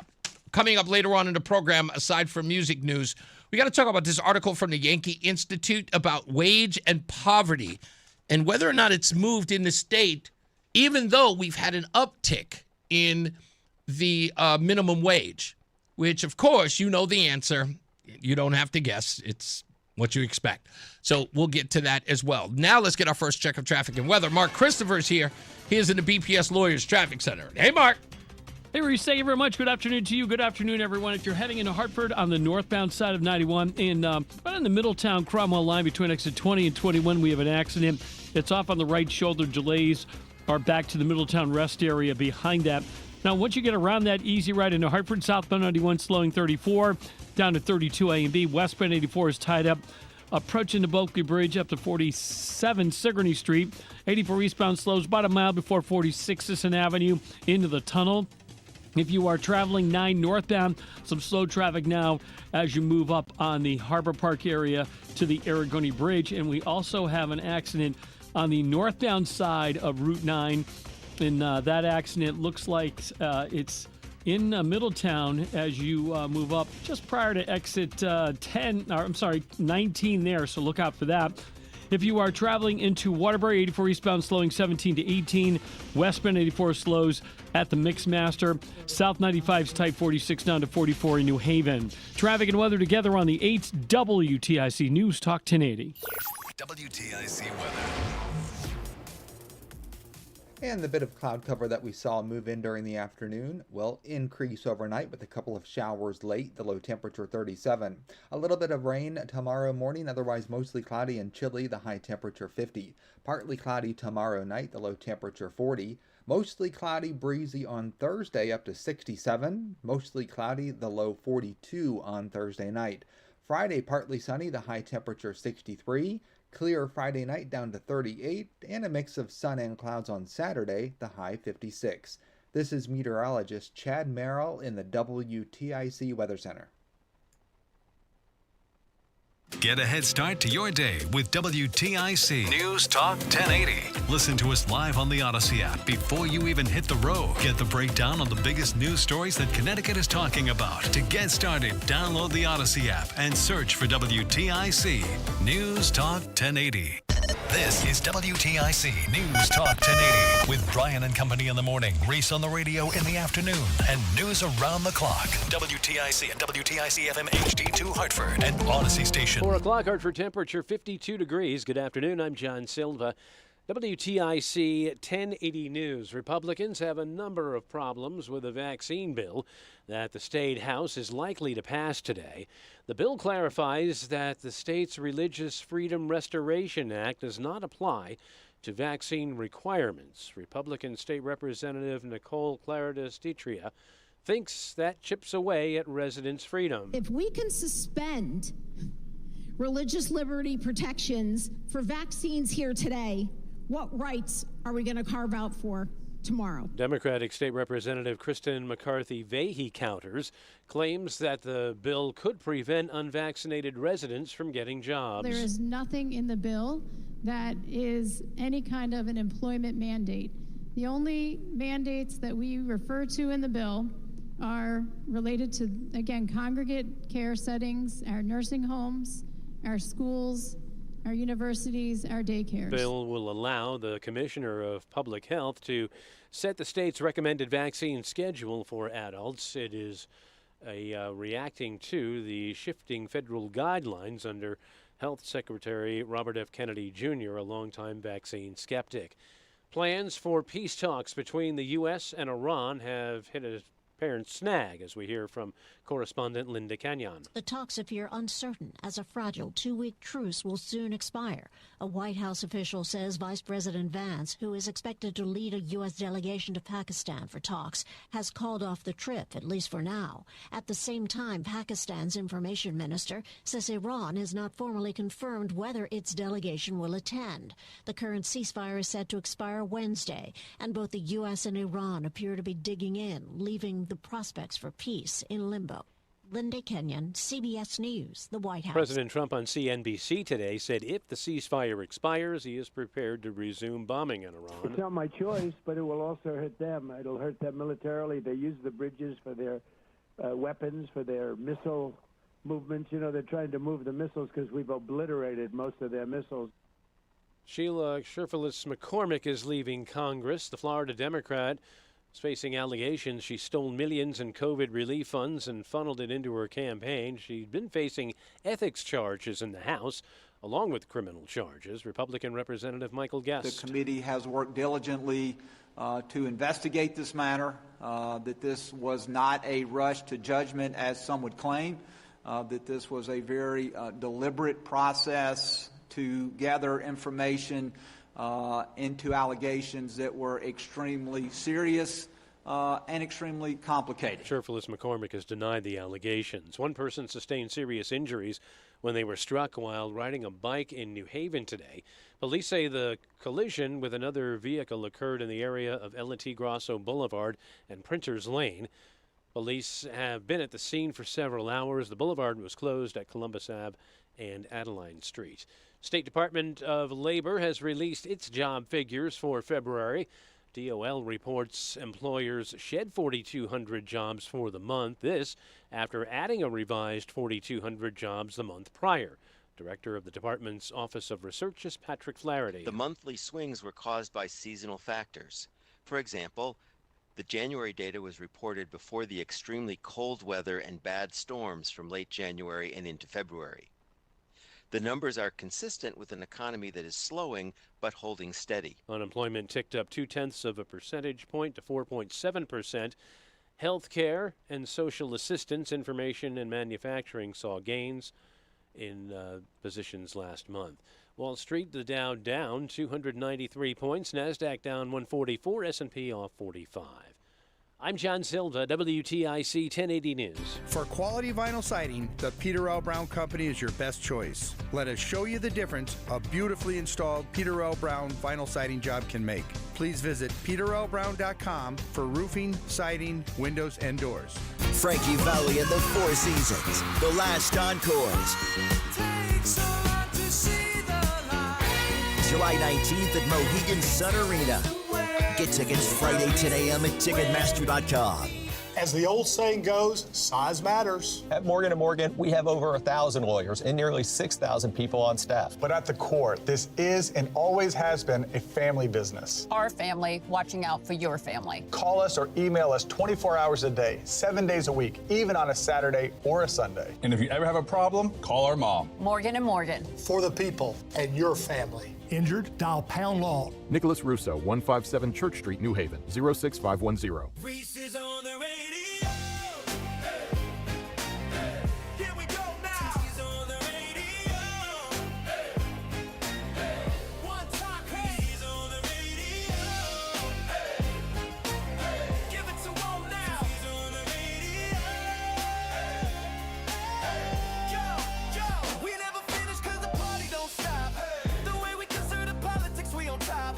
We flip it like sandals, except we never flop. And when we drop, you know we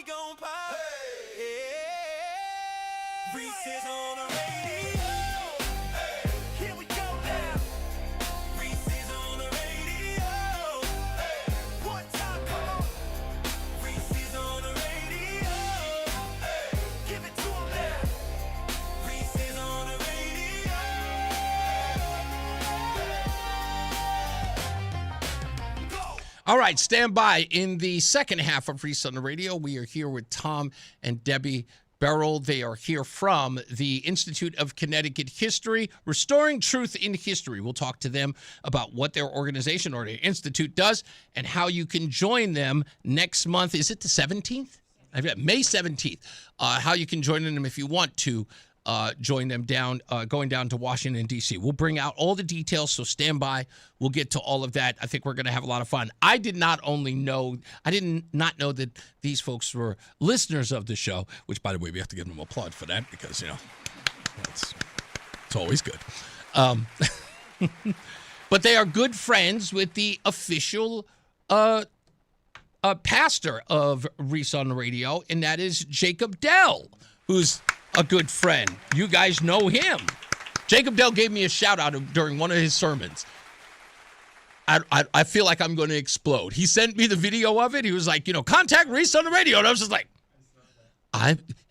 my name was used on the pulpit. I'm so honored. And he's a great guy. I totally do. But we'll get into that conversation soon, so stand by for that. And, of course, in the next hour after that, we'll get back to news, music news, and a whole bunch of other stuff. Let's get another check of weather and traffic. Mark Christopher is here, and he is in the BPS Lawyers Traffic Center. Hey, sir. Hey, Reese, thank you very much. Good afternoon to you. Good afternoon, everyone. This traffic report is being brought to you by Whittlesey. And if you're traveling 91 southbound into Hartford, delays 34 down to 32 A and B. Westbound side of 84 slows approaching the Bulkley Bridge in East Hartford out to 45 Flatbush Avenue. 84 eastbound slowing as you approach exit 46 Sisson Avenue down to the Bulkley Bridge. Traveling 9 northbound, look out for an accident on the Haddam Middletown line between exit 15 and 19. A little bit of a delay with that. Again, some slow traffic in Middletown from Harbor Park up to the Aragoni Bridge. Now, if you're traveling 91 northbound in Middletown on the Middletown Cromwell line, we have an accident between exit 20 and 21 northbound. It's on the right shoulder. Westbound 84 into Waterbury slowing at the Mixmaster. 84 eastbound into Waterbury, some sluggish traffic from 17 up to 18. Southbound 95 New Haven slows 46 down to 44 in New Haven. Whittlesey wants your business to succeed. Whittlesey is more than an accounting firm. They're advocates for your business, delivering a robust set of solutions, including audit, tax, technology, cybersecurity, and advisory services. Learn more at wadvising.com. Traffic and weather together on the 8th WTIC News Talk 1080. WTIC weather. We've got lots of sunshine out there, but if you look off towards the west, some clouds are starting to roll in. Those clouds will give way to a couple of showers late tonight and a little bit of rain early tomorrow. Otherwise, mostly cloudy. It'll be chilly tonight with a low temperature of 37, only 50 degrees tomorrow afternoon. Partly cloudy tomorrow night, the low temperature 40. Mostly cloudy, breezy Thursday, the high 67. Mostly cloudy Thursday night, down to 42. Partly sunny on Friday, up to 63 degrees. Clear Friday night, down to 38, and a mix of sun and clouds on Saturday, the high 56. So an extended period of some dry weather. 50 right now in Bristol, 52 in Granby, and checking in at 50 degrees right now in Hartford. This is meteorologist Chad Merrill in the WTIC Weather Center. Each week, Attorney Allaire shares special practice advice and expert insights to help navigate the complexities of elder law. Wisdom teeth giving you trouble? Columbia Dental's expert oral surgeons specialize in comfortable and efficient wisdom tooth removal. Open 7 days a week. Call 860-645-0111 or visit columbiadental.com. Millions of Americans sacrifice their income and retirement savings to care for older loved ones. I had to quit my job to take care of my mom. That really ate into our savings. AARP is fighting to save family caregivers money and time and give them more support. I struggled financially to take care of my wife. I really could have used help. Join us to stand up for family caregivers. Visit aarp.org/caregiversvote. Paid for by AARP. Just hearing the word IRS can make people break out in a cold sweat. No one wants to deal with the IRS, and now you don't have to. The good news is Legal Tax Defense has been successfully negotiating with the IRS for more than 15 years. It doesn't matter how much you owe, whether it's $5,000 or $5 million. You deserve the best in the business on your side, and that is Legal Tax Defense. Even if you're working with someone else and just want a second opinion, there is no cost or obligation to call. They can prevent levies, liens, wage garnishments, even file back tax returns. And the best news about Legal Tax Defense is they won't take your case unless they know they will reduce or eliminate your tax debt. Call Legal Tax Defense right now for a free no-risk consultation. 800-323-8922. 800-323-8922. You have nothing to lose but everything to gain. 800-323-8922. It's Reese on the radio on News Talk 1080 WTIC. Look at that. I almost missed my cue. Ladies and gentlemen who are listening to the program, I'm just going to give a round of applause to my two guests. Debbie and Tom are here. Debbie and Tom Berill.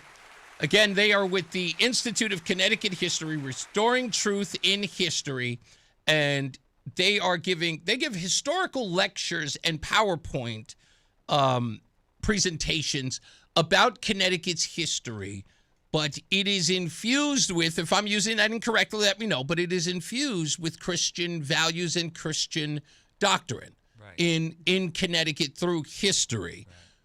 Right. Either of you explain how this started and why this was important to you. How long has this been going on for you folks? Okay, we've been doing it about 15 years. Oh, wow. And I always have been an avid history buff. I got a degree in history, and I love American history particularly.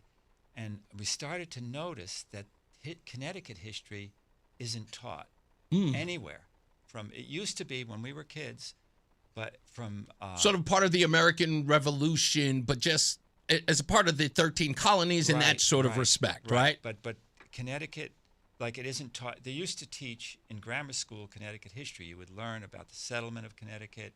You'd learn about how the towns developed and how they participated in the Revolution and throughout American history, and really important part why we're called the Constitution State, and we'll get into that. But so we started to, I started to wonder, like, why isn't it taught?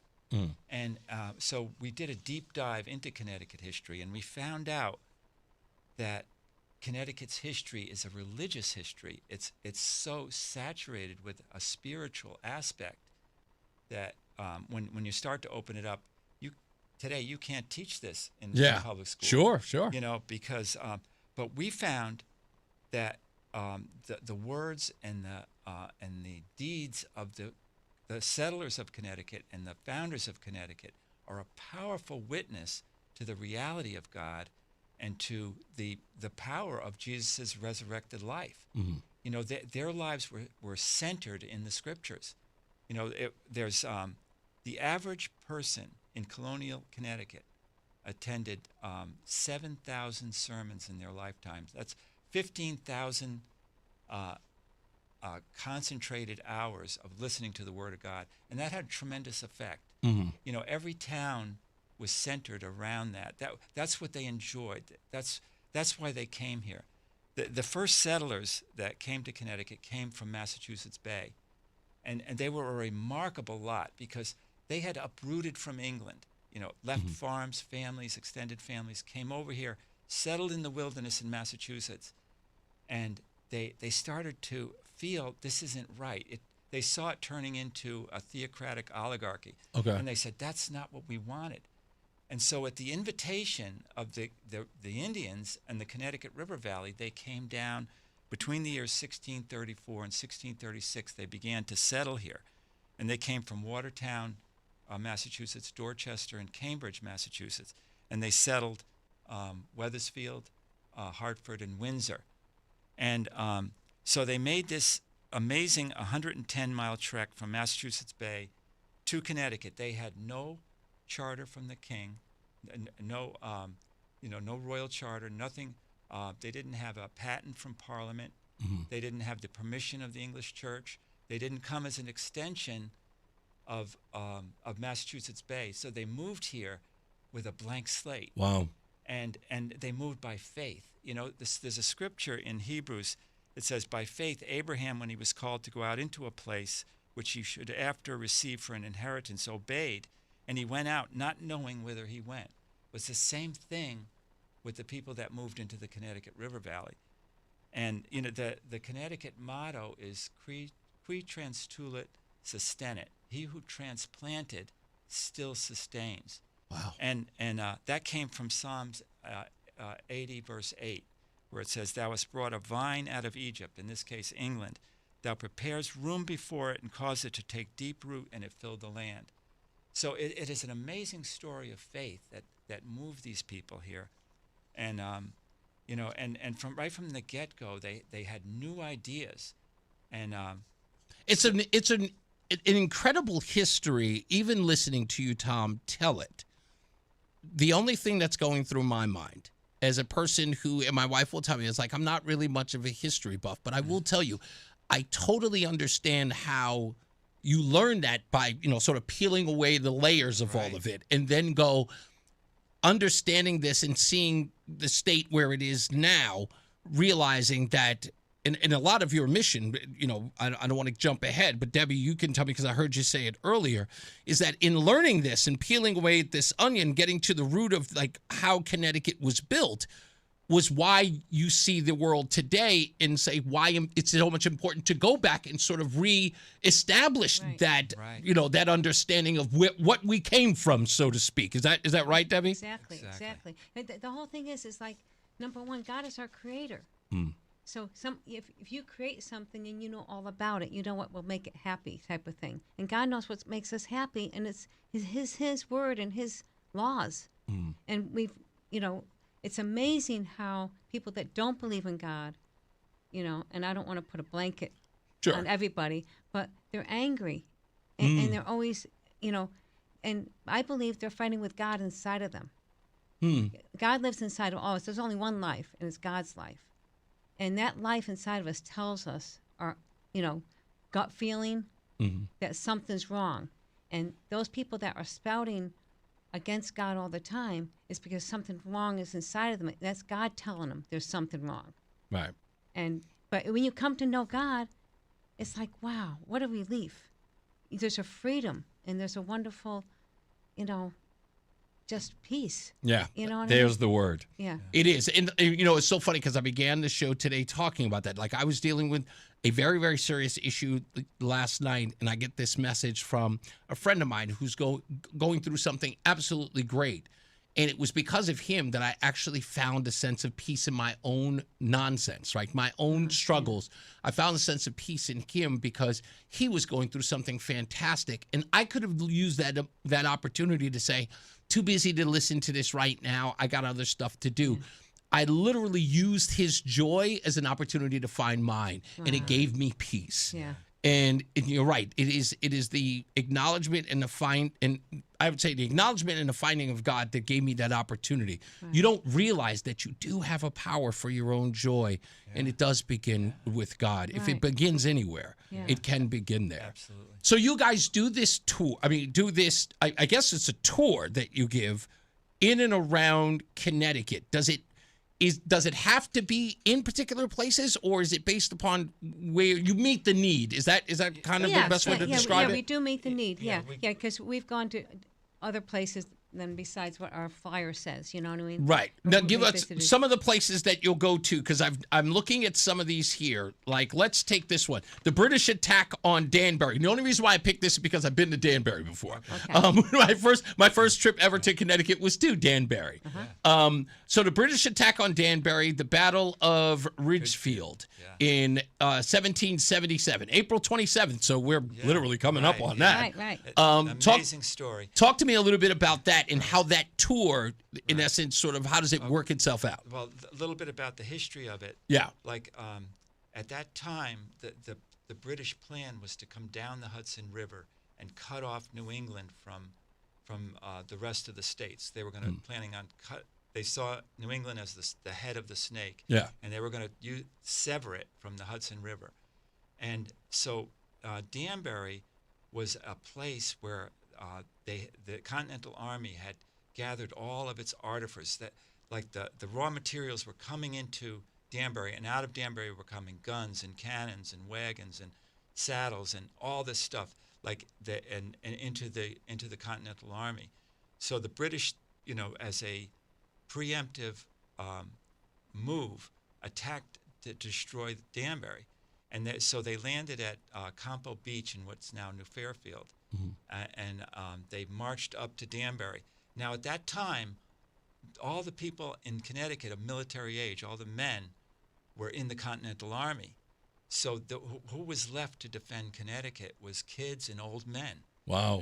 But they swarmed into the British made it to Danbury. They burned the place, but they retreated down through Ridgefield, and the Connecticut militias met them in Ridgefield, and they put up one heck of a battle, and they fought the British all the way back to the shore, and it's an exciting story. And there's a place called Keeler's Tavern in Ridgefield that still has a cannonball, British cannonball, in the beam of the house. Wow. And it's really cool. Yeah. So that's like. Is that part of, like, explain to me how the tour works out now? So you go to that area. Yeah, so we rent a van. We find people that go, and we take them to that place. We give them a tour of where the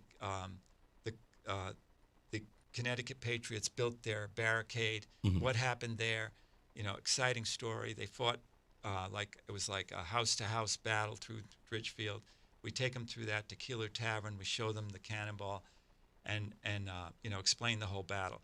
And then we move on to New Haven, where the British attacked New Haven in 1779, and we tell that story. And then in 1781, the most dramatic story is when the British attacked New London under the traitor Benedict Arnold, who was from Norwich, and burned that city. And I know that guy. Yeah, yeah, right. But what's interesting, he was in the Battle of Ridgefield on our side. Right. That's right. Yeah. Okay, so that's where the switch sort of takes place. So there's a lot of things going on there. But that's in Texas, at the Alamo, it was such a dramatic battle at the Alamo. These guys fought to the death for liberty. The same thing happened at Fort Griswold in Groton. These guys fought outnumbered. The British attacked and attacked and attacked, ended up killing or wounding all of them or capturing. It was 100% casualties almost. Wow. But these guys fought to the end. But Connecticut doesn't celebrate it the way Texas celebrates. Yeah, you made the comparison to Alamo. I used to live in San Antonio, so you know that. Right, yeah. So the Alamo is like down the block. It's like right there, but it's everywhere, and they actually have new structures that just went up that sort of shown at the Alamo. And you're right, but that is such a rich. There is such a rich history here in Connecticut. I talk about it all the time without all of the the knowledge that you folks have. I just say, like, Connecticut really needs to be celebrated for its rich history. In fact, of course, the Revolutionary War and fighting the British and the heroes. It's something to be proud of. Right, exactly. In Texas, every school kid ends up on a field trip going to the Alamo. Yeah, exactly. And it's all built up in Connecticut at Fort Griswold, where the same thing happened. It's just a remnant with a few people walking around once in a while. So when we go there and bring people and we tell them the story of it, it's so dramatic. It brings tears to your eyes. What these guys went through, and the courage that it took to stand against this British tyranny. Yeah. So it lets them know what type of rich history they're a part exactly. Yeah, because it's funny because my wife and I, the last time we were at the Alamo, we started a debate between the security guards there on who was the most famous Texan, Sam Houston or Davy Crockett. Right. Davy Crockett. It's debatable, Debbie. It's really debatable. These two guys, they got into it. And don't forget Jim Bowie. Yeah, exactly. Like these guys, all I had to do is mention it. I said, "Who do you think is the most popular?" One guy goes, "Sam Houston. Clearly, he's got the city." The other guy goes, "Nah, it's Davy Crockett, man. What are you not?" Like these guys were arguing. I'm like, "What did I start?" Right. So yeah, I totally get that. Like to understand that history is important because there is a sense of state pride. There is. And that's what's And their idea of liberty was so grounded in their spirituality. Liberty meant something different to them than it means to us today in a lot of ways. It was a scriptural idea. Stand fast in the liberty with which Christ hath made you free. And they saw tyranny and they saw sin in the same light. You know what I mean? And they had to, they understood that, Jesus said, if you know the truth, the truth will set you free. Make you free. Will make you free. Yes. And it's like, and it's The it's truth true. will make you free. Right. Wow. And it's like Depends on what Bible you read. Oh no, but I like make you free a little better. Yes, they make you free. Let me give the telephone number, folks. It is 860-877-1547. Again, 860-877-1547. In this telephone number, they can reach you to set up tours, I presume. And or whatever, yeah. And Debbie, you said that we tried the internet roll, but it was way too much internet. That was an interesting description of it. What was it? Was just you had to continue to refresh it all the time? Yeah, well, the whole thing is there is a Facebook page still up. That's under okay. Institute, but we had somebody else doing it for a while. Right. And there's a lot of truth in there, no problem at all. But the whole thing is I could spend hours just doing that rather than doing this, which is you know? really your labor of love. Yeah, right. Because you guys, I mean, it doesn't matter how many times you guys go on these. Oh, we love it. We love You it. know what? When I went to the Mark Twain house, it was the same feeling I got from our tour. Our tour guide was that everything they talked about, it wasn't to them, it wasn't repetition. No. It was reliving. Right. Yes. And I see that in your eyes, the way you talk about it. Your passion is absolutely, it is. But I'm interested in just in a way. I'm going to the tour. Okay, anyway, good. so 860-877-1547. We've got more with Tom and Debbie Berill when we return from the Institute of Connecticut History. So stand by for that. Let's get another check of traffic and weather. Mark Christopher's back. He's at the BPS Lawyers Traffic Center. Hey, Mark. Hey, Reese, thank you very much. Good afternoon, everyone. Well, if you're heading on the southbound side of 91, you're going to see a little slow traffic as you move down between 36 and 35. Again, 33 down to 32 A and B. In Hartford, another bump down by exit 28.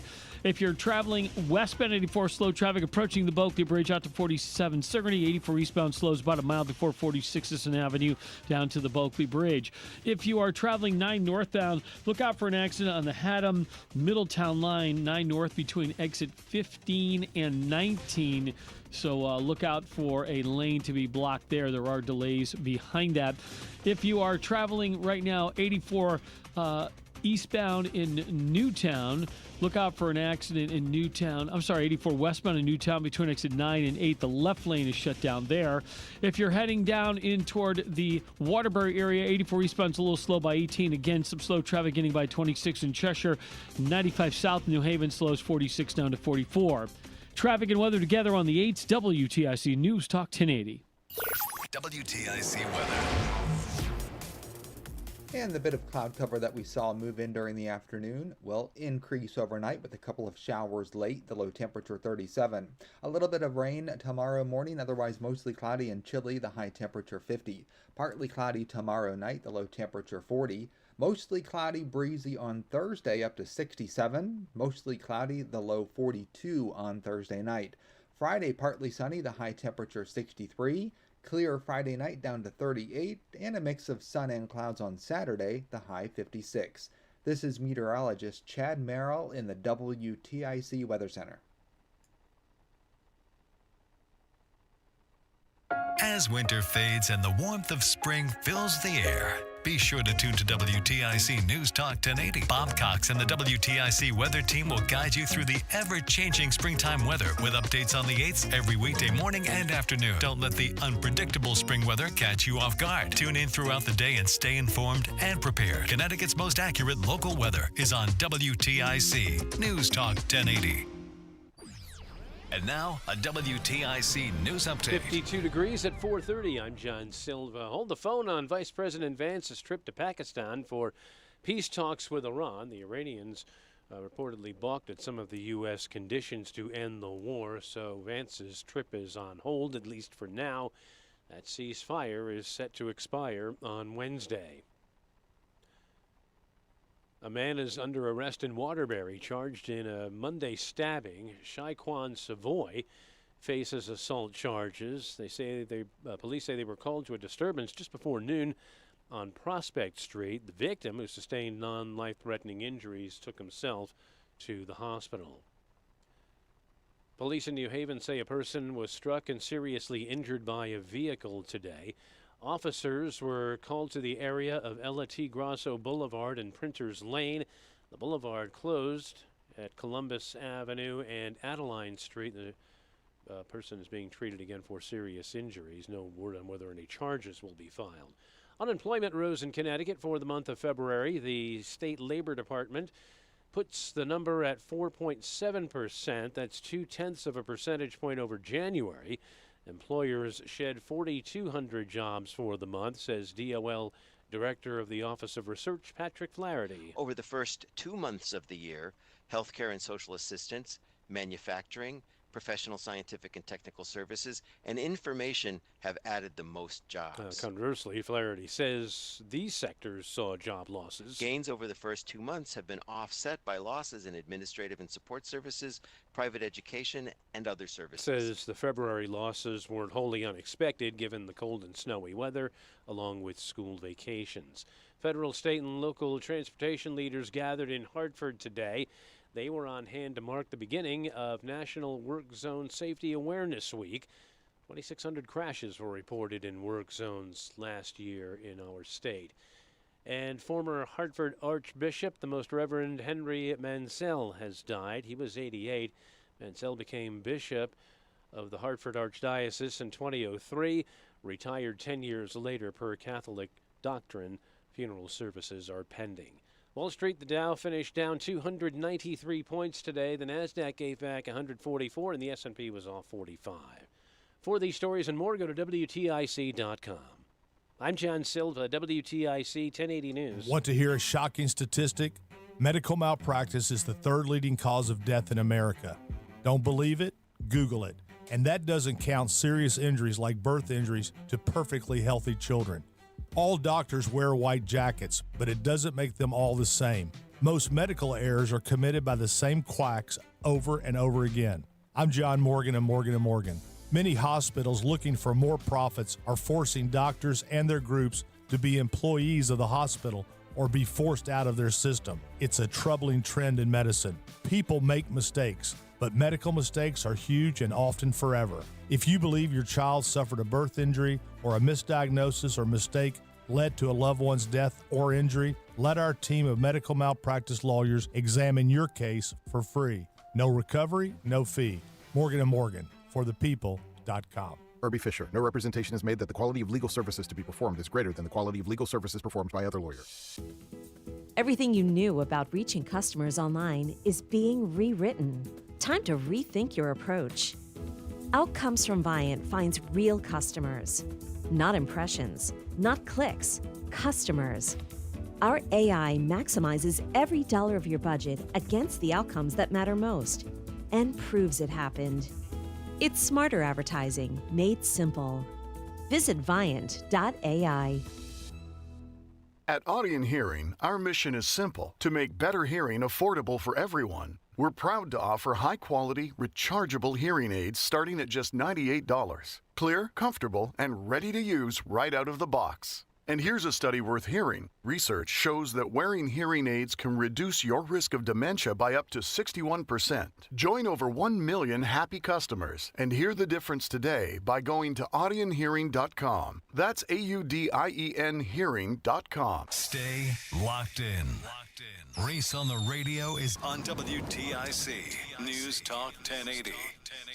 All right, we're back. I am here, and I am live with Tom and Debbie Berill. We're going to talk more with them about their trip called Rededicate 250. I'll explain all that to you in a moment, but now we've got to get into the stupidest thing I read today.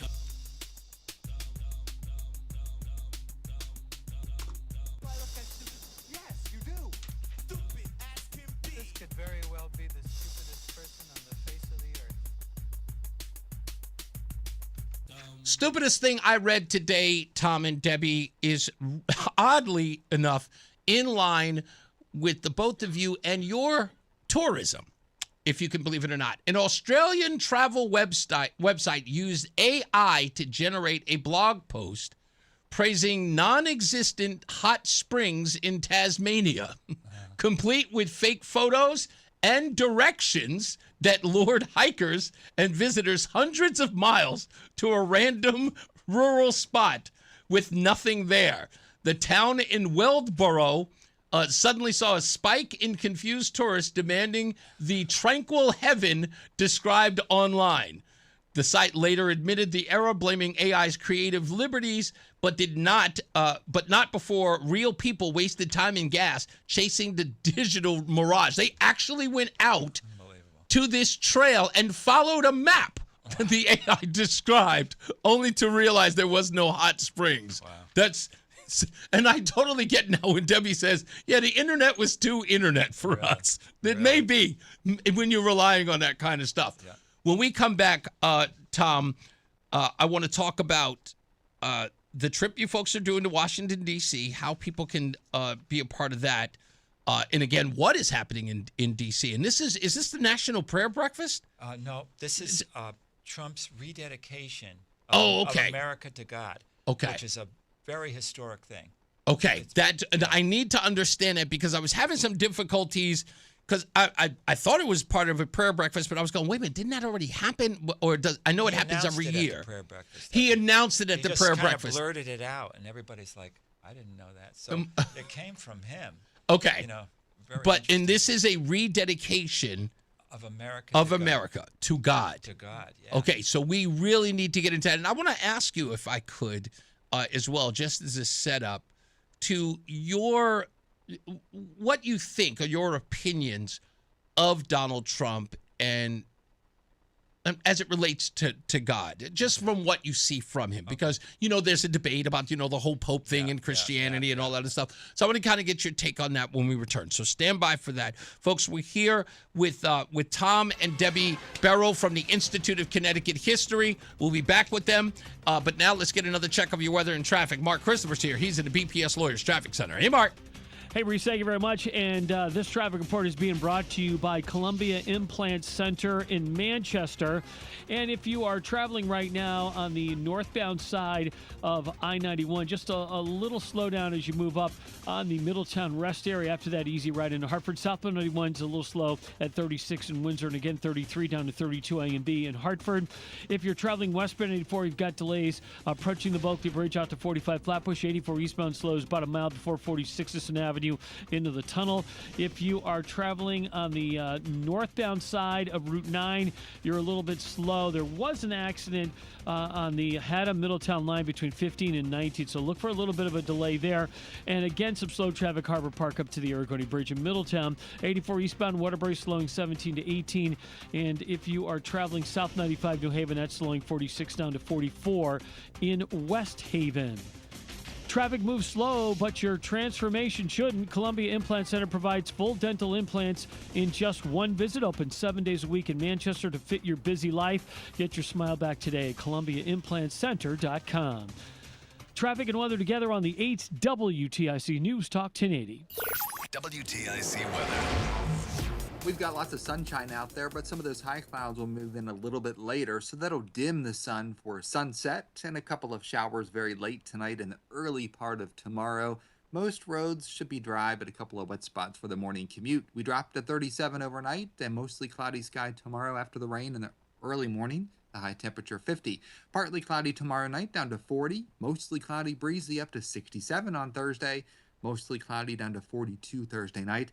Partly sunny on Friday down to 63, clear Friday night down to 38, and a mix of sun and clouds, 56 the high on Saturday.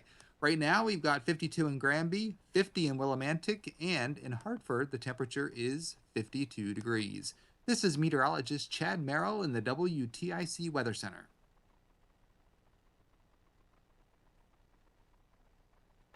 Tune in tomorrow night to WTIC News Talk 1080 as the Boston Red Sox take on the New York Yankees. Sponsored by BPS Lawyers. When it comes to the law, you don't just need a lawyer, you need a full-service law firm. Staples has hundreds of ways to grow your business this spring, like spectacular signs, brilliant brochures, eye-popping posters, mouth-watering menus, and more. Shop now through June 13th and save up to $150 on all your custom prints. Staples, that was easy. Pete Sweeney, Director of Operations at United Tool and Die Company in West Hartford, is glad Tab Computer Systems Patrol Dog is on duty. We get complete monitoring from Tab through Patrol Dog, monitor enters our servers and provides Tab with an alert, and in turn they advise us. By switching to Tab, Pete Sweeney is saving his company thousands. I would 100% recommend Tab. Call Tab at 1-888-TAB-4-HELP, 1-888-TAB-4-HELP, or visit tabinc.com. Technology's advancing business. Tab Computer Systems. Wesley Financial Group is not a law firm, and Chuck McDowell, definitely not an attorney. This is Chuck. Do you feel stupid for buying a timeshare? Don't. It's not your fault. You were most likely told you could rent it, and it was a great financial investment. And the deal was available today only. If this happened to you, contact your resort or Wesley Financial Group for help today. Call Wesley now for your free exit information kit. 800-939-1441. 800-939-1441.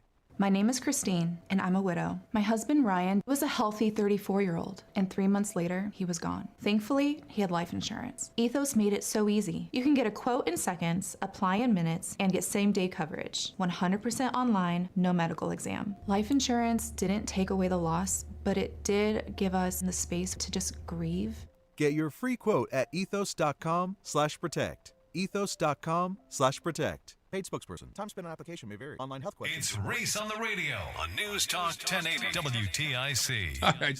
We're back. Tom and Debbie Berill are here from the Institute of Connecticut History, restoring truth in history, and a Christian history, I might add, that is really woven into the history of Connecticut. And you guys have done it from that perspective. Yep. Is it because you are seeing more and more people who are coming to Christ, who are coming to, I use religion, but I always feel bad when I use the term. But is it because of that? Yeah. Well, in the study of history, we're finding out how did the founders look at history? Right. How did the first settlers look at history?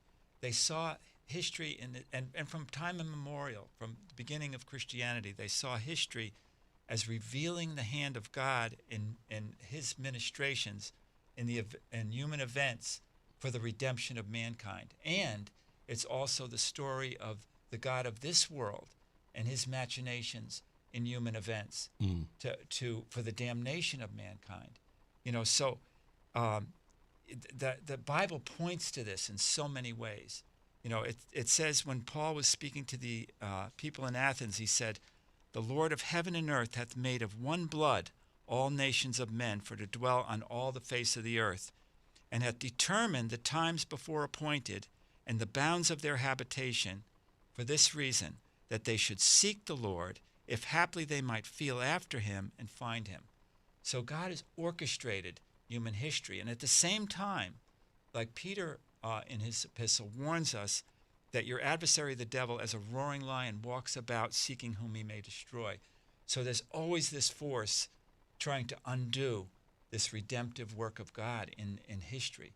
And that's just, people personalize that scripture, but it also means families, it means towns, cities, states, nations. Satan is always trying to undo what God is trying to do. And it's really our choice what happens.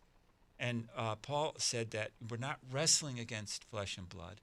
We're wrestling against principalities, powers, rulers of darkness, wickedness in high places. So there's this huge spiritual battle that's going on, and human beings are the battleground for that. And, Paul said, whenever I seek to do good, I find evil is present with me. So everything that God is orchestrating. So the founders saw that. And they saw, like, in the course of human events, the arc of history is moving towards a spiritual liberty. That's how they saw it. And John Adams said this. He said, let's see if I can find that quote. That's okay. Here. Take your time. It says, I consider the settlement of America with reverence and wonder as the opening of a grand scene and design in providence for the illumination of the ignorant and the emancipation of the slavish part of mankind over all the earth. So all over the earth, he said. So that idea, America was instituted for the liberation of mankind spiritually. And Satan has always been working against that. Everything that God begins and tries. So there's always a battle. over slavery. You know what I mean? That was an institution created by Satan that came to America. You know, it came. It was. It was always a part of human existence. It was always a yeah. part of human Yeah. existence, Exactly. but it came to America, and it was fought against. Right. You know, the ideals of America eventually won at the cost of, hundreds of thousands of lives, and and a nation it broke the nation apart. So, but that arc of history is moving that way towards human liberty. So, but it's being threatened now by Marxist progressivism. Yes. That view of history is so different than a biblical view of history because it sees it removes the spiritual element out of men. Totally. And sees it as this. It's like Darwinism, where it's just the battle between the proletariat and the workers and the owners of capital, and eventually it's going to turn into a workers' state through revolution. Yeah. And because that didn't work in America, they came up with a new critical race theory where they made an identity-based Marxism to take its place. And unfortunately, that's become the default system of thinking in all of our public institutions. Yeah, and I got to ask you this because I know that you're sort of hedging, but I don't know if it's for the purpose of hedging.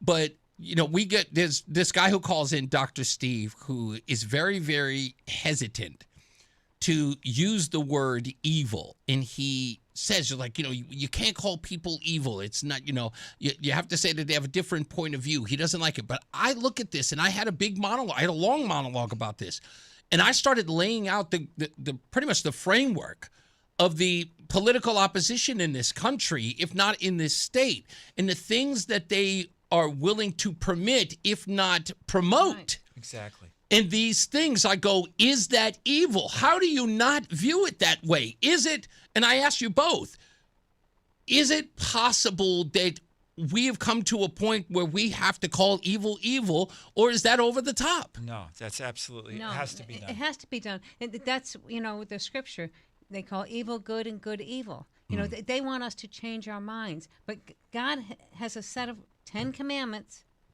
And I am the Lord thy God that took thee out of the land of Egypt. One God, no idols, no swearing, keep the Sabbath. It's like no murder. And murder, like Jesus said, if you hate somebody, that's murder. There's many, layers to the 10 commandments. And we gotta, people kind of say, oh, you can't really obey the 10 commandments. Yes, you can. Over the years, you can. Don't lie. Tell the truth. You tell the truth. Yeah. You don't lie. You know what I mean? Trump doesn't tell the truth. I mean, it doesn't lie. He tells the truth. Right. Sometimes you don't like it. Right. Sometimes you don't like it, but he doesn't lie. We all have a lie. Oh, I got to be nice. No. Can I ask you that? It's speaking of the, I'm trying to avoid bringing in the politics of that, but do you believe that Donald Trump has a renewed faith in Christianity? Because the reason why I ask is, as you said in the last break, Tom, this rededicate 250 is, how did you describe it? What is Donald Trump doing? He's rededicating America to God. Yeah. This is a rare event. The last president to do that was Dwight Eisenhower. Okay. And amazingly, when he was in office, he started going to a Presbyterian church with an on-fire minister, and it changed him. He was the only president to be baptized while he was in office, and from there on, Eisenhower got Congress to sign a joint resolution to change the flag code and put "under God" into the Pledge of Allegiance. Wow! And he went out on the Capitol steps with as many members of Congress as would join him, and he dedicated. He said, "For the dedication of our nation and our people to the Almighty." And this way, we are reaffirming the transcendence of religious faith, American heritage, and the future. In this way, we shall constantly strengthen those spiritual weapons, which forever will be our country's most powerful resource in peace and war. Is this where we established ourselves as a Christian nation? Well, no, it goes way back. Okay. It goes way back. Well, I feel like this dedication. It's been rededicated. Right. I got you. Lincoln rededicated that. Right. Before, but it hasn't been rededicated. But the first time was 1776. Right. On May 17th. Mm-hmm. Yeah. So that's why Trump. That's why he's doing this. Okay. Right. So yeah. on that day, the Continental Congress, they were facing off against the British Empire, and they knew they could not do it without God. I mean, the odds, if it was in Las Vegas, the odds would be 100 to 1. You know what I mean? If they were betting on it. Right. And so the Congress really emphasized their reliance on God, stating, without divine guidance, the cause of independence was doomed.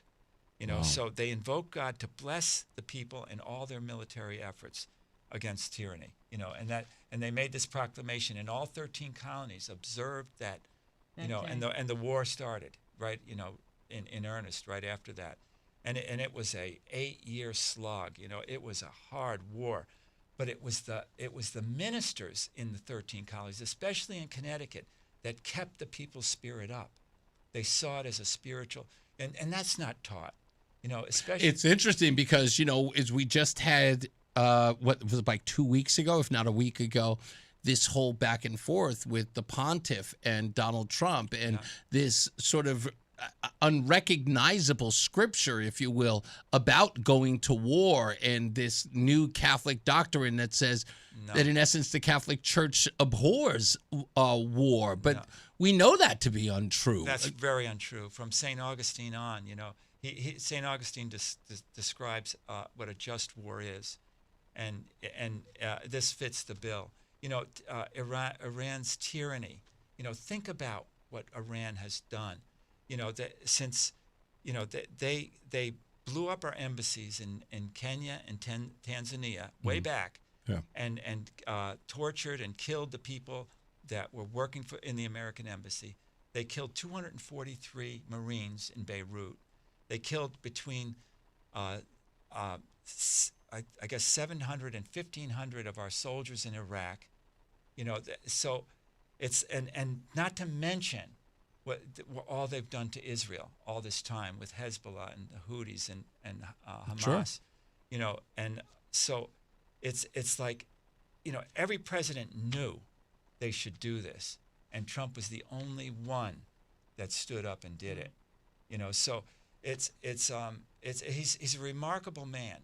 I don't know his heart, I really don't, but I know that God is using him. You have faith in it. Yeah. And that it says in the scriptures and clearly that whoever blesses Israel will be blessed. So if our nation is blessing God's people, Israel, then we're getting a blessing out of it. And we know what I was talking about with history. It's true of current events. Whatever God is doing, Satan is doing the opposite. It is a spiritual battle that we're in, and I see Trump, like he's making good decisions. Yeah, really. And the faith office that he created. Yes, it's right next to the Oval Office. What? Now, if you don't want God next to you, then and you keep on seeing there's all these prayer breakfasts and there's all these prayer times and they pray during the the cabinet meetings. Yeah. They pray all the time. You didn't see that before. We didn't see that from him even in the first administration. Right, this right. is his dedication to God and to Christ and But trying to find that. He listened to God. Yeah, he listened. Yeah, there you go, right? There was God. God was definitely whispering at him on that day. Really? Let's get into this because we only got a little bit of time. Okay. So the National Jubilee of Prayer, Praise, and Thanksgiving happens on May 17th of this year from 8 a.m. to 6 p.m. But this is an interesting one. In order to be a part of this, if you wish to, you guys are leaving as early as 1 a.m. in the morning on the 17th. Right. Right? 1 a.m. on the 17th. You are leaving from, where are you leaving from? From Cromwell. Well, from Cromwell. From Cromwell. Yeah. Okay. If they call us, we'll give them all the Okay. details. Yeah. So to call and be a part of it on May 17th, 1 a.m., that's when they're leaving. I need you to call 860-877-1545. 1547. Again, 860-877-1547 in order to take a part of it.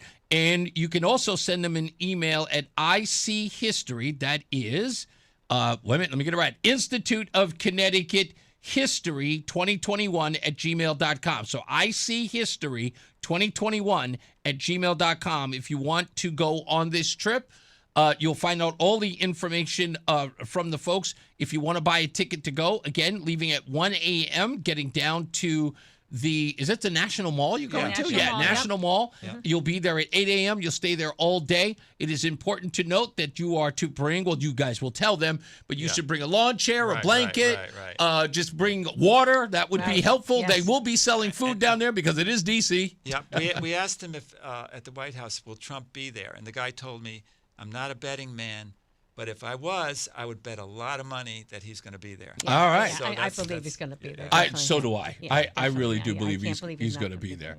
So, again, give them a call. I'll tell the number again, and I will definitely tell you guys will give me a call. I'll make sure I announce it. 860-877-1547, 860-877-1547. Let's help out Tom and Debbie and see if we can make 3 buses. You know what I mean? Wow. Yeah. That would be a heck of a trip to go down there. Yes, ma'am. It is $100 per person. Yes. So. Well, that's what we never announced the prices on the edge. No big deal. So no, it's all right. But give them a call. I will tell them to give you a call again. It is 860-877-1547, 860-877-1547. Tom, Debbie, thank you so much. We will have you back. I love this tour. I love everything about it. And we got together, but we'll see each other at church. So, we'll talk all about it. And we will definitely have you back. And let me tell you why I know we'll have you back. Because you guys give me an opportunity to do something that I don't usually do. And that is, one, talk about my faith, but also talk about the history of this state. And I love it here in Connecticut. I want to spend so much time here. And you guys have renewed my faith in this state and the people who are here. So I want to share this microphone with you and to become a part of the Reese on the Radio family. So thank you for this. So much, Thank Reese. you. Thank you very much. Really appreciate it. You got it. Let's get another check of weather and traffic. Mark Christopher's here. He's at the BPS Lawyers Traffic Center. Hey, Mark. All right, Reese, thank you very much. Well, if you're 91 southbound coming into downtown Hartford, delays from 33 down to 32 A and B, and again down by exit 28. If you are traveling westbound 84, that's a little tight. Approaching the Berkeley Bridge out to 46 Sisson Avenue. 84 eastbound slowing about a mile before 46 Sisson Avenue to the Berkeley. A little tight again between 58 and 59 on the eastbound side of 84 as you move into Manchester. Traveling Route 2 westbound, some slow traffic from 1D up to the 84 West merge. Heading into Middletown, 9 northbound delays approaching Harbor Park to the Aragoni Bridge. And again, some slow traffic 9 northbound in Berlin from exit 32 up to 34 in New Britain. Southbound Route 9 slows Cromwell Middletown line down to the Aragoni Bridge. And if you're heading down into the New Haven area, South 95 slows 46 down to 44. Southbound Parkway delays approaching 50 into the West Rock Tunnel. We have an accident northbound on the Parkway in Orange between 41 and 42A. The right lane is out there. Traffic and weather together on the 8th WTIC News Talk 1080. WTIC weather.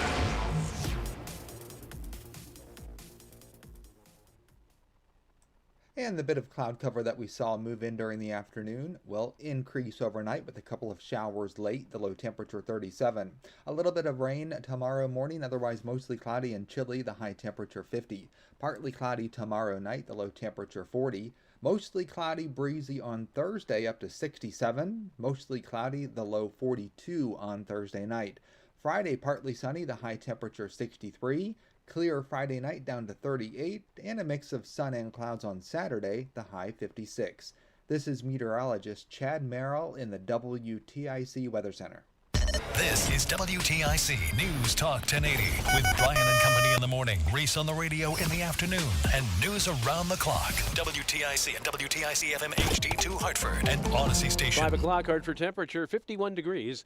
Good afternoon, I'm John Silva, WTIC 1080 News. State House Republicans are making their argument against Democrats' new vaccine bill. Republican State Representative Doug Dubitsky predicted it would lead to a vaccine requirement for state workers. The state of Connecticut is going to come down like a 9-pound hammer on state employees and force every single one of them to get every vaccine on this list. Democratic State Representative Kristen McCarthy-Vahey assured Dubitsky the bill does not include a vaccine mandate for workers. There is no mandate in this bill, and there is no attempt or effort to have employees be mandated to take a vaccine. The bill does clarify that the state's Religious Freedom Restoration Act does not cover vaccine requirements. Republicans also have a problem with that, and they say Democrats are giving the Public Health Commissioner too much power in allowing her to set the recommended vaccine schedule for adults. Clock's ticking toward the end of a ceasefire between the U.S. and Iran, and there's still nothing definitive on whether any peace talks will be held. The vice president is here at the White House participating in some policy meetings, so he has not left Washington yet. He's not off the ground, so if these talks are off, he's not on his way. He's here in Washington. But this all comes as the administration was really trying to figure out what was going on in Iran, if they'd be willing to even have these talks at all. Correspondent Olivia Rinaldi. Police in Waterbury have made an arrest in connection with the Monday stabbing just before noon. Officers patrolling the 100 block of Prospect Street were alerted to a disturbance between two individuals. One person was stabbed and took himself to an area hospital. 37-year-old victim being treated for wounds to the upper chest and torso, although police say those injuries appear to be non-life-threatening. The man is reported in stable condition.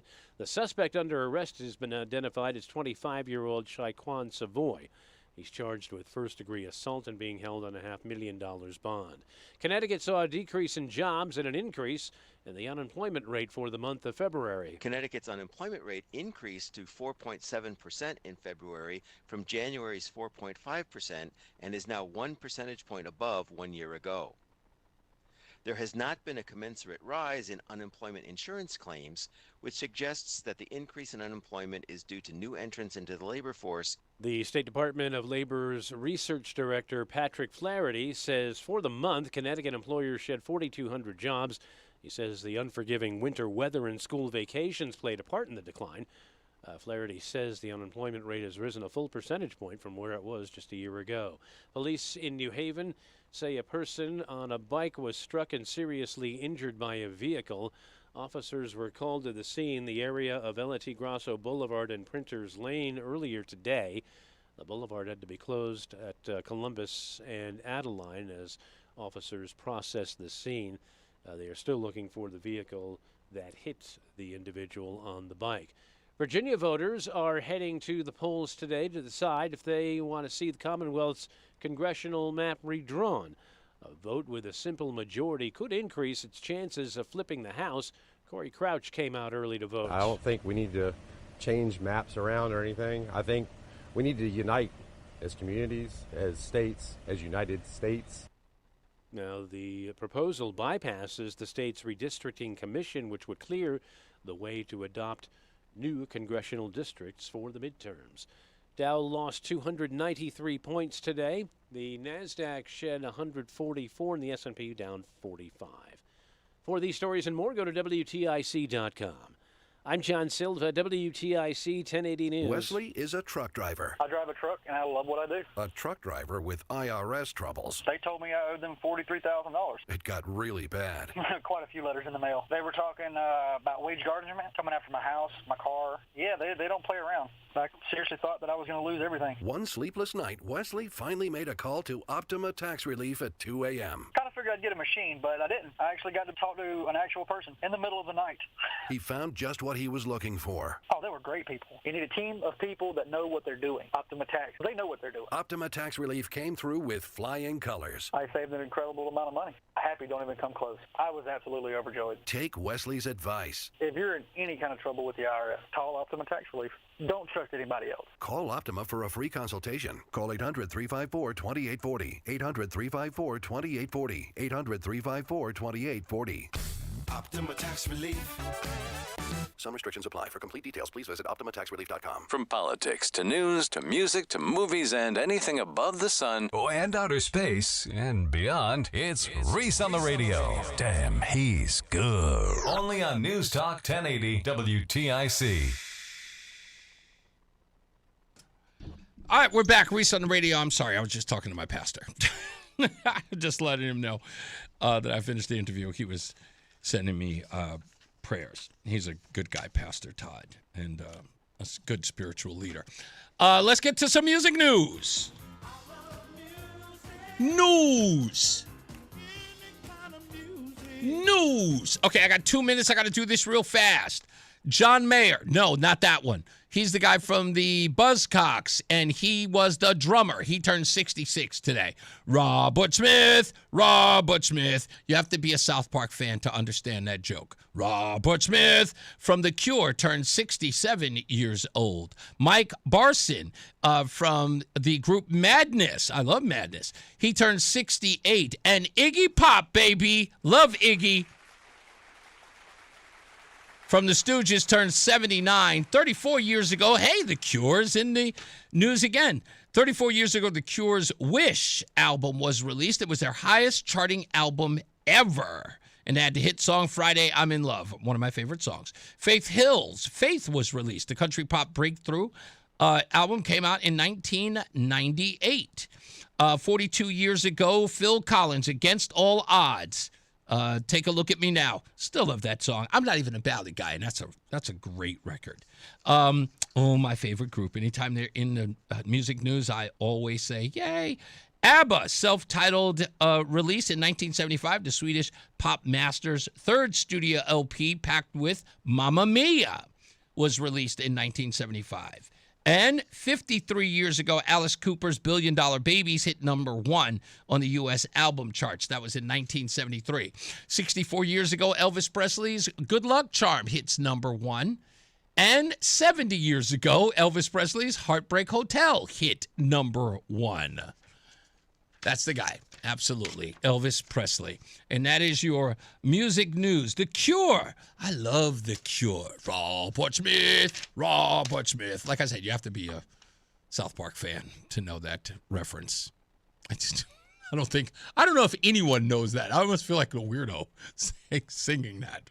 But that's our music news. Mark Christopher's here. He's in the BPS Lawyers Traffic Center. Do you remember that Robert Smith from the South Park episode? When he was a big giant robot? I don't. Oh my goodness. Because South Park was always, makes fun of like the whole, what do you call it, like Godzilla movies? Yeah. And so they had Robert Smith from The Cure as one of those big giant like Godzillas. And the music playing in the background, or his theme music was Robert Smith. It was just silly. I'm sorry. I'm going back to my 20s in even referencing that. I just aged myself. Sorry, Mark. No, it's okay. It's all good. Were you a Cure fan at all, by the way? Friday, I'm in Love, right? Friday, I'm in Love. That's really the only one I really know from them. So. Goodness, really? Yeah. There's a lot of good stuff in it. You said go down that well for a little bit. Right. It's dark. It's a dark well? Yeah, okay. it's a dark well. All right. I will. I'll check it out. Hey, if you're heading into Hartford right now, the southbound side of 91 is a little slow, 33 down to 32 A and B. If you're westbound 84, that's tight approaching the Boakley Bridge out to 44 Prospect Oakwood. 84 eastbound slowing about a mile before 46th Avenue into the tunnel. 2 westbound slowing as you merge with 84 West. 2 eastbound's a little tight as you move by exit 3 in East Hartford. 9 northbound slowing approaching Harbor Park up to the Aragoni Bridge. 9 southbound slowing at the Aragoni Bridge. If you're 9 northbound in Berlin, slowing 32 up to 34 in New Britain. And on the eastbound side of 84, you've got some sluggish traffic approaching the 691 interchange in Cheshire.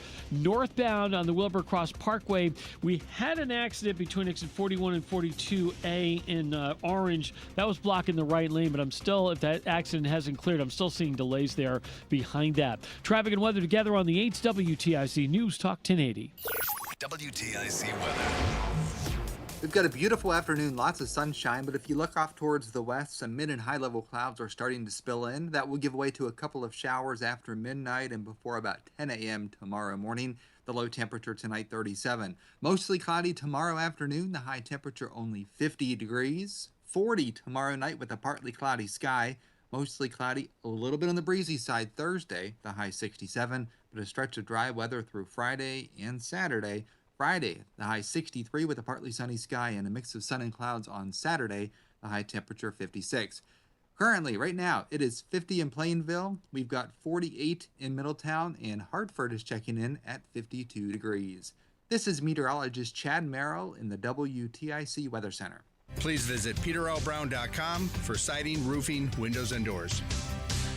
Join us this Sunday for Tumalo Financial, your go-to for retirement planning and taxes. Tune in to the father-son duo from 7 a.m. to 8 a.m. or catch replay from 5 to 6 p.m. Tumalo Financial, retirement planning with integrity on WTIC News Talk 1080. Carpal tunnel syndrome, heart failure that doesn't improve with common medicines. These are some signs and symptoms associated with ATTR-CM, or the cardiomyopathy of ATTR amyloidosis, a serious heart condition with symptoms that get worse over time. Amvuttra, vutrisiran, is a prescription medicine given by a healthcare provider that treats ATTR-CM in adults to reduce heart-related death, hospital stays, and urgent visits. In a clinical study, Amvuttra was proven to help people live longer and have fewer heart-related hospital stays and urgent visits over 3 years compared to placebo. Amvuttra lowers the amount of vitamin A in your blood, which can affect vision. Other side effects include pain in the arms or legs, pain in the joints, and shortness of breath. These are not all the possible side effects of Amvuttra. For prescribing information, call 1-833-256-2748 or learn more at amvuttra.com. Ask your doctor about Amvuttra for ATTR-CM. Frankie Valli and the Four Seasons, the last encores. July 19th at Mohegan Sun Arena. Get tickets Friday 10 a.m. at Ticketmaster.com. Carpal tunnel syndrome, heart failure that doesn't improve with common medicines. These are some signs and symptoms associated with ATTR-CM, or the cardiomyopathy of ATTR amyloidosis, a serious heart condition with symptoms that get worse over time. Amvuttra, vutrisiran, is a prescription medicine given by a healthcare provider that treats ATTR-CM in adults to reduce heart-related death, hospital stays, and urgent visits. In a clinical study, Amvuttra was proven to help people live longer and have fewer heart-related hospital stays and urgent visits over 3 years compared to placebo. Amvuttra lowers the amount of vitamin A in your blood, which can affect vision. Other side effects include pain in the arms or legs, pain in the joints, and shortness of breath. These are not all the possible side effects of Amvuttra. For prescribing information, call 1-833-256-2748 or learn more at amvuttra.com. Ask your doctor about Amvuttra for ATTR-CM. It's Reese on the radio on News Talk 1080 WTIC. You know I found it.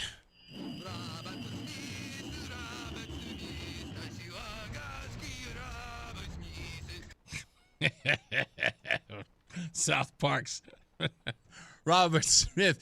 Rama is the only person who said, no. He's the only person who remembered that episode. He sent me a text back, ba-ba-wah, ba-ba-wah, because Robert Smith's robot had to fight Barbara Streisand's robot. It's classic South Park. Hell, just saying, it's just classic stuff. Let me see. Today, what did we get into? Okay, we got into the Jewish issue with Israelis. We also got into Chris Murphy putting his foot in his mouth with the whole awesome tweet that happened today. And we had Senator Jason Perillo on to talk about Medicaid fraud. And, of course, Todd and Debbie Berill were here on the program to talk about their tour. And please check them out, Institute for Connecticut History. And give them a holler at 860-877-1547, 860-877-1547 if you'd like to go to that May 17th trip. They'll be leaving at 1 a.m. To go down to Washington, D.C. And it's round trip for the ticket. So you go down there, you hang out, be a part of the rededication on the 250th anniversary of our great country, and come on back on the bus. Where's my, I don't know where everything is because I've got it all scattered in and around me. That was a Chris Murphy story. Okay, so this story was interesting because our guest last week was Linda McMahon. And the reason we got her here, or at least the effort to get her here, was started because there were schools that were supposed to have her there for her History Rocks tour. And many people were asking, how did we get to the point that this was made political? That the schools were rescinding the invitation for her to be there. It didn't make sense that these people could, but they did. And Linda McMahon was, we told her, hey, look, you can't be there on the program. At least you can't be there at the schools, at least be on the program to talk about History Rocks. So the Connecticut Sentinel did a piece today and found that through FOIA requests that the individuals were involved were just hacks, the best way to describe it. History Rocks is part of a National American 250 commemoration of our history. It included student participation in game show style segments like E Pluribus Unum and the founding figures. Prizes, classroom visits, 5th grade structural literacy, 4th grade STEAM, 3rd grade social studies with remarks from Linda McMahon. The talking points released in the district were straight Connecticut history. Roger Sherman, Declaration signer, Constitution framer, Nathan Hale. I only regret that I have one life to lose for my country, etc. No policy lectures, no vouchers, no culture war bait. Superintendent Michael Testani had selected McKinley, a diverse school, as the state's honored site, and initially defended the visit by early complainers as, quote, in no way political, strictly a celebration. And the FOIA emails that were obtained found certain individuals were going back and forth about the secretary's visit. The emails obtained by a FOIA request by a Connecticut Sentinel contributor, and congratulations to them for getting this done, paints a clear picture of the rapid mobilization. At 4:34 p.m., Michelle Caruso Walker, the PTA Board of Directors, fires the first complaint. Quote, please tell me that this visit is just a rumor. Skeptical of a pro-school choice voucher advocate, Testani replies it has nothing to do with policy. At 5:20 p.m., Principal Christine Booth sends an official announcement to families. Immediately after, dozens, nearly 100, of near-identical emails pour in from the PTA, SEPTA figures, and parents. Rhiannon Cogan, SEPTA Special Education and PTA rep, and husband Alexander Cogan demand opt-outs and assurances no ICE will be present. Others pile on. By 9:45 p.m., Testani folds and cancels. Total time from public announcement to cancellation is 5 hours and 25 minutes. The Sentinel lists key complainants by name with direct quotes and page numbers for the FOIA release because they are public officials or activists using government email systems, PTA channels, and prominent examples include that of Michelle Caruso Walker, Rhiannon Cogan, Laura Veneman, Lauren Effart, Kate Fearman, Allison J.D. Fallon. Louder voices tie it to fascism, racism, and MAGA. According to the FOIA request, Sarah Joy, America's First History equals fascism and anti-Semitic ties.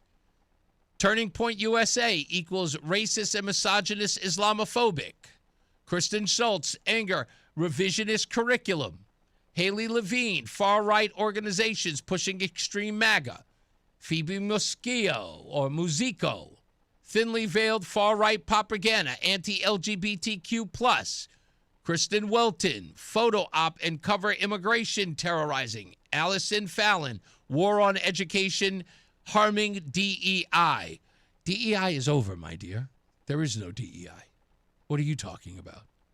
Any DEI that's happening in your schools is illegal. Yeah, you're breaking the law. Anyway, handful of parents push back. that were on the list. The complaints weren't about logistics or safety or in any substantive way. They were rapid, scripted, pile-on, using the same loaded phrases: fascist, Nazi adjacent, Christian nationalist, ICE photo op, terrorize immigrants, war on DEI, MAGA propaganda. Some explicitly referenced Turning Point USA or America First Institute. The program does partner with conservative-leaning civic groups, but the district materials contain zero positive partisan content. They all knew that, but that's why it got canceled. And these people were more concerned with themselves than about their own kids. Because I got to tell you, this is very important for these people to know. And it is. Think about what they're fighting for, not what they're fighting against. What are they fighting for? These are grade school kids. And their arguments include LGBTQ, ICE, and propaganda. Oh, and Christian values. Those are the things that these folks, these protesters, were fighting against. That's it. And what they were fighting for. In a school. That's the thing that they were fighting for.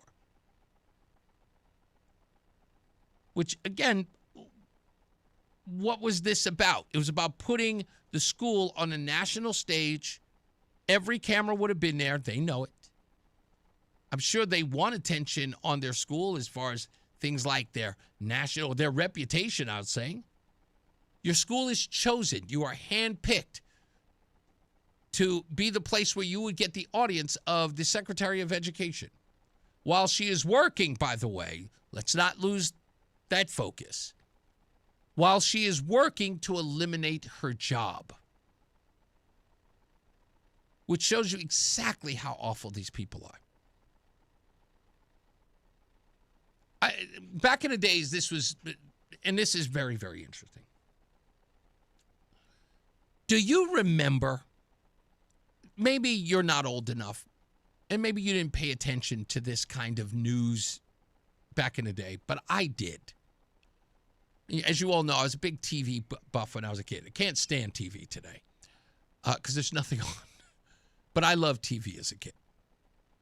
And the thing that I noticed growing up, not that I gravitated to it, I just noticed it a lot. That there were a lot of people who talked a lot of anti-government rhetoric. You know, and a lot of them had sideburns that were like as thick as pork chops. But there was a lot of that. Everybody had facial hair and the sideburns were serious. But they were very anti-government, man. I ain't down with the government, man. I'm not with those people in the government, man. Those squares.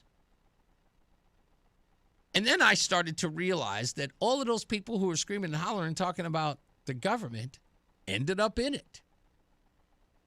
They ended up being a part of it. And you think about that. What did those people do when they finally started running government? The same guys that were running around talking that stuff about, man, I want free love, not war. I want the freedom to do whatever I want, man. You know, I want to be able to travel. We don't have real freedom in this country, baby. Remember all that? And then these same bozos get into government, and what's the first thing they attack? Your freedoms. Because it never is about your freedoms. It's about theirs. That's what every one of these people did in that school. It is never. Think about, here's the best way to describe this. And I'm going to use an old tale that a lot of you single fathers will remember. Maybe a lot of you divorced fathers will recognize this. I want you to see the Trump administration as the divorced dad and these PTA rabble-rousers as the single mom. And this relationship is contentious. They hate each other. They used to be down with each other. You know, they cared about each other. They lived together. They had babies together. But times got hard. He got sick and tired of her nagging. He probably stepped out on her. Loser he was. But he did it. He needed to feel good about himself. Couldn't find it at home. He makes the age-old mistake of stepping out on her. And it goes awry. And now they're bitter enemies. But they've got kids. And she knows he loves his kids. He'd do anything for them. He just can't stand her. And what does she do? And there's a lot of you women out there who know what I'm talking about. She uses the kids as leverage. And it's never about them. Dad comes by and says, hey, I want to take the kids out to Great Adventure. I want to take them to the theme park. And Mom goes, no, not this weekend. No, you can't take them out this weekend. You want to see them? You got to do this, that, and the third. Put you through hoops. Why would you keep these children from their father? Like I thought you loved them. Why would you keep them from a loving parent? Because it ain't about the kids. It's never been about the kids. It's not. These kids can be used whenever they want to as pawns. Look at their pathetic, filthy lives. Look at them. Who were they really hurting? Did they really think they hurt Linda McMahon's feelings because they didn't allow her to come down to your podunk school? Is that what you think? What did you gain in all of this? Where was your victory? Did you go online and celebrate with your stupid little friends? Hey, look, she didn't come. Oh, what did your kids gain? Nothing. They didn't get an opportunity to meet somebody, a cabinet secretary. Stories to tell when they get older. Maybe a photograph to look at. Nope. You took that opportunity from them. One of those kids could have been inspired. But you made it about you. Just like a single mom, a bitter single mom. Goes with the territory. We'll be back. More news, more views when we return. Mark Christopher's here. He's at the BPS Lawyers Traffic Center. Hey, Mark. Hey, Reese, thank you very much. Good afternoon to you, and good afternoon, everyone. And if you are heading into the Hartford area right now, look for some slow traffic eastbound side of 84, about a half mile before 46th Avenue into the tunnel. In east of the river, some slow traffic 58 out to 59 in the 384 interchange. Westbound 84 tied up, approaching the Bothia Bridge out to 47 Sigourney Street. Southbound 91 slowing in Hartford 33 to 32, again 27 down to 28. Both sides of 9 heavy approaching the Aragoni Bridge in Middletown. If you are heading 84 eastbound into Waterbury, a little tight by 18. Again, some sluggish traffic 26 down to the 691 interchange. Southbound Parkway, some slow traffic 50 in Hamden into the West Rock Tunnel. And if you're traveling southbound 95, look for slow traffic 46 down to 44 in New Haven. Traffic and weather together on the 8th WTIC News Talk 1080. WTIC weather. And the bit of cloud cover that we saw move in during the afternoon will increase overnight with a couple of showers late, the low temperature 37. A little bit of rain tomorrow morning, otherwise mostly cloudy and chilly, the high temperature 50. Partly cloudy tomorrow night, the low temperature 40. Mostly cloudy, breezy on Thursday up to 67. Mostly cloudy, the low 42 on Thursday night. Friday, partly sunny, the high temperature 63. Clear Friday night down to 38, and a mix of sun and clouds on Saturday, the high 56. This is meteorologist Chad Merrill in the WTIC Weather Center. Get a head start to your day with WTIC News Talk 1080. Listen to us live on the Odyssey app before you even hit the road. Get the breakdown on the biggest news stories that Connecticut is talking about. To get started, download the Odyssey app and search for WTIC News Talk 1080. And now, a WTIC news update. It's 5:30, Hartford temperature 51 degrees. I'm John Silva, WTIC 1080 News. Waterbury police have made an arrest in a Monday stabbing. They say they were alerted to a disturbance on Prospect Street just before noon. The victim had already taken himself to the hospital by the time they arrived. 25-year-old Shaquan Savoy faces assault charges and is being held on bond. The victim is being treated for non-life-threatening injuries, including stab wounds to the upper chest and torso. Police in New Haven are investigating a hit and run from earlier today. Bicyclist was involved. It was around 12:30 when officers responded to the scene at Elite Grasso Boulevard and Printers Lane. The vehicle that struck the biker fled the scene. Police say the vehicle was located and the driver taken into custody. A bicycle rider listed in critical but stable condition, according to police. The boulevard had to be shut down for several hours at Columbus and Adeline as police processed the scene. It has since reopened. The former Archbishop of the Hartford Archdiocese has died. Archbishop Henry Mansell was 88. He became Archbishop in 2003 before retiring at the mandatory age of 75 a decade later. Funeral arrangements are pending, according to the Archdiocese. Last-minute ceasefire talks between the U.S. and Iran look uncertain as a 2-week truce is expected to expire, and both sides say they are prepared to resume fighting. White House official says Vice President Vance, who is expected to lead the U.S. delegation if the talks resume in Pakistan, has remained in D.C. and had meetings scheduled for Wednesday morning. Florida Democratic Congresswoman is the latest Capitol Hill lawmaker to step aside. Congresswoman Sheila Sherflewis McCormick is resigning. The Florida lawmaker is stepping down rather than be formally disciplined by the House as part of an ethics investigation into her use of campaign funds. Sherflewis McCormick says a House committee has denied her adequate time to prepare a defense. Members of the House Ethics Committee had been set to weigh what punishment to recommend after they found Sherflewis McCormick committed 25 violations of House rules and ethical standards. Sherflewis McCormick also faces federal criminal charges, accusing her of stealing $5 million in coronavirus disaster relief funds. She has denied any wrongdoing. Mike Hemp in Washington. Federal, state, local transportation leaders turned out to mark National Work Zone Awareness Week.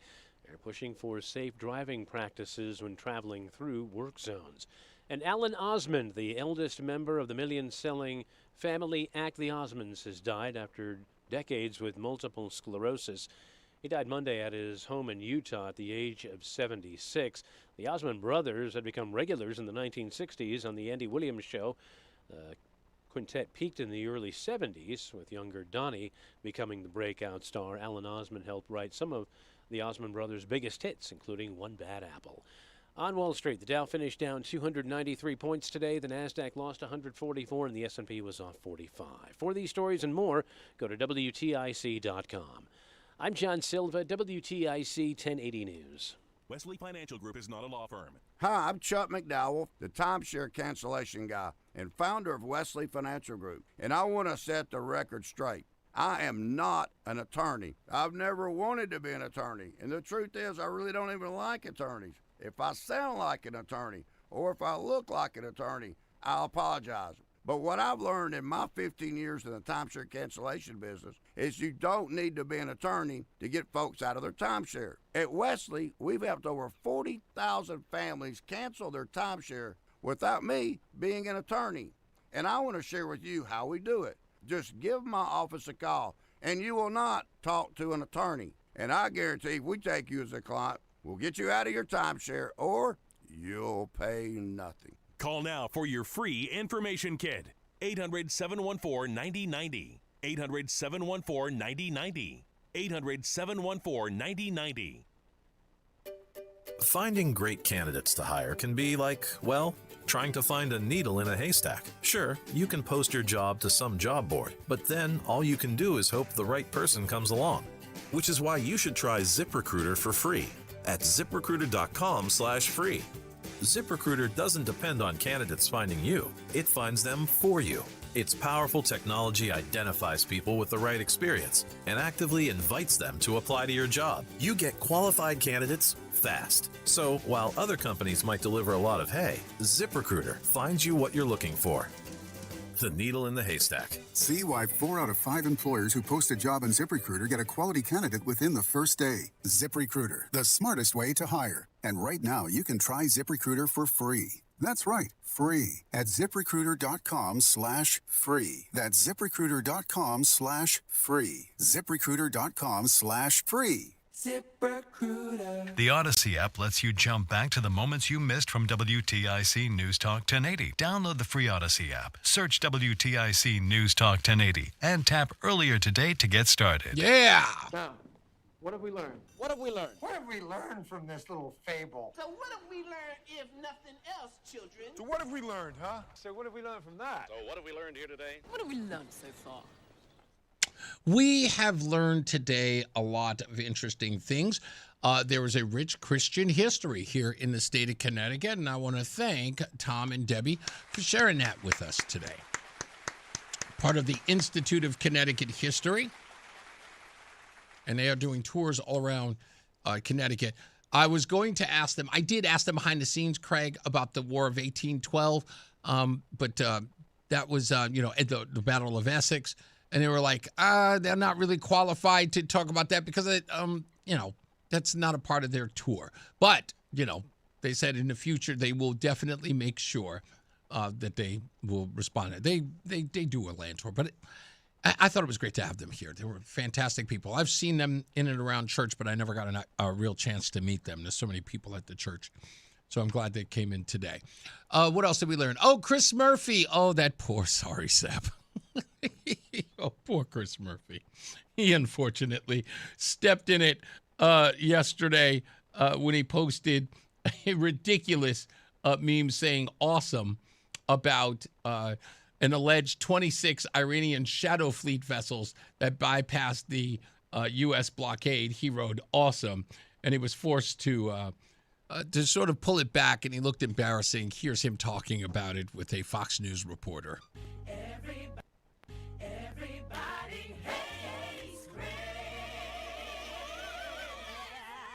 Twitter's become kind of a cesspool. I probably should give up on sarcasm on Twitter. Obviously, anybody that's seen anything that I have said about Trump's war knows that I think it's bungled, mismanaged, and he should end it as quickly as possible. But sarcasm is not something, I guess, that's allowed on Twitter any longer.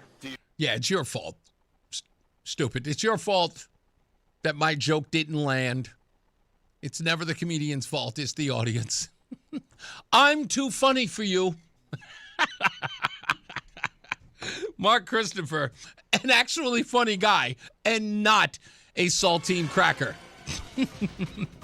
Mark Christopher's in the BPS Lawyers Traffic Center. Mark, you are far more charismatic than old Swoop Over. I've got to say.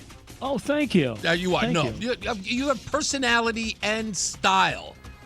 Style? Yeah, of course you do. Style. Well, okay, you don't dress. I don't dress very well, no. That you're a hoodie and shorts. Shorts, yeah. In 30-degree temperature. Exactly. And that's what I have on right now. I have my Patriots hoodie on and I have my Red Sox shorts on. When I saw you, every time I see you when you're dressed like that, I go, why does Mark always look like he's coming from the gym? I'm like, every time I see him, it's like, do we have a gym in the building? What's going on? I should go to the gym more. You're right. You're absolutely right. Well, Reese, if you're heading into Hartford right now, everything's moving pretty well. Southbound 91 delays 33 down to 32 A&B, and again 27 down to 28. If you're traveling westbound 84, you're tied up East Hartford, approaching the Bulkley Bridge out to 44 Prospect Oakwood. 84 eastbound slowing about a half mile before 46 Sisson Avenue down to the Bulkley. 2 eastbound is a little slow coming off of I-84. And that's out to exit 3 in East Hartford. 2 westbound slows, 1D up to the 84 West merge. If you're heading into Middletown, both sides of 9 heavy approaching the Aragoni Bridge. Eastbound 84 slows in Waterbury by 18. Westbound's tight by 22. And if you're traveling on the southbound side of 95 in New Haven, you've got delays 46 down to 44. Traffic and weather together on the 8th WTIC News Talk 1080. WTIC weather. We've got a deep blue sky this afternoon. We'll have a couple of clouds move in later this evening. And then overnight, mostly cloudy with a few showers late tonight and early tomorrow. The low temperature tonight, 37. It'll turn out to be a mostly cloudy and chilly afternoon on Wednesday. The high temperature, 50. Wednesday night, partly cloudy down to 40. Mostly cloudy, breezy, 67 on Thursday. A stretch of dry weather all the way through Saturday. Thursday night's low, 42 with a mostly cloudy sky. Friday, partly sunny, the high 63. Clear Friday night, the low 38. And a mix of sun and clouds as we start the weekend on Saturday with a high of 56. Right now, it is 52 in Granby, 50 in Hebron, and current temperature in Hartford is 52 degrees.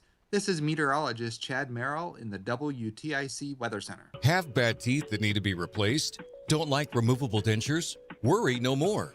Come on down to Columbia Implant Center in Manchester any day of the week and ask for the All-on-4 procedure. Call us at 860-643-1898. There's a new kind of energy at Starbucks. When your day needs a reset, try the all-new energy refreshers. Strawberry acai, mango dragon fruit, or the all-new mango strawberry. The refreshers you love, now with extra caffeine. New energy refreshers, only at Starbucks. Do you owe $10,000 or more to the IRS like Mark? I've been doing home remodeling for 30 plus years, but the economy crashed. I wound up losing my home, losing my job, and on top of that, owing the IRS a ton of money. I owed the IRS $114,000. It really, truly was the worst part of my life.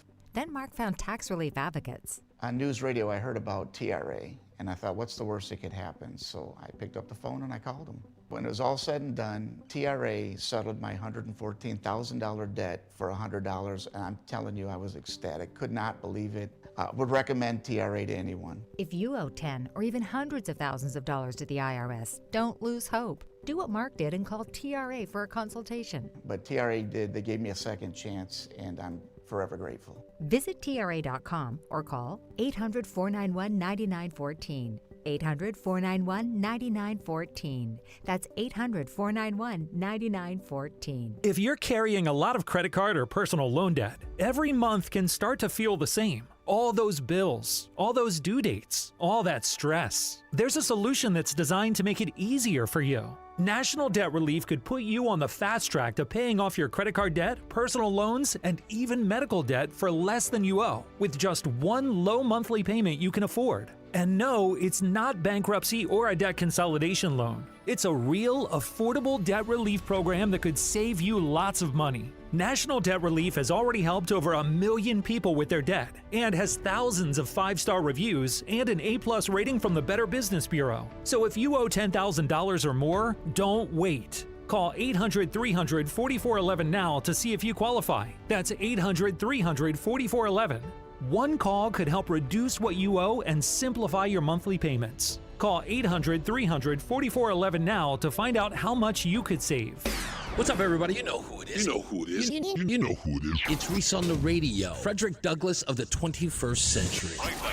It's WTIC News Talk 1080. All right, we're almost out of here. I would be remiss if I did not remind you that Gwen Samuel is having that tag sale at the Middletown Union Park on the 25th of this month.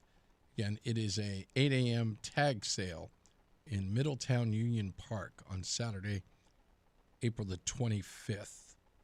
You might remember Gwen was a guest on the program a couple of weeks back. So she mentioned that then, so she asked me if I could mention it again just to let you know.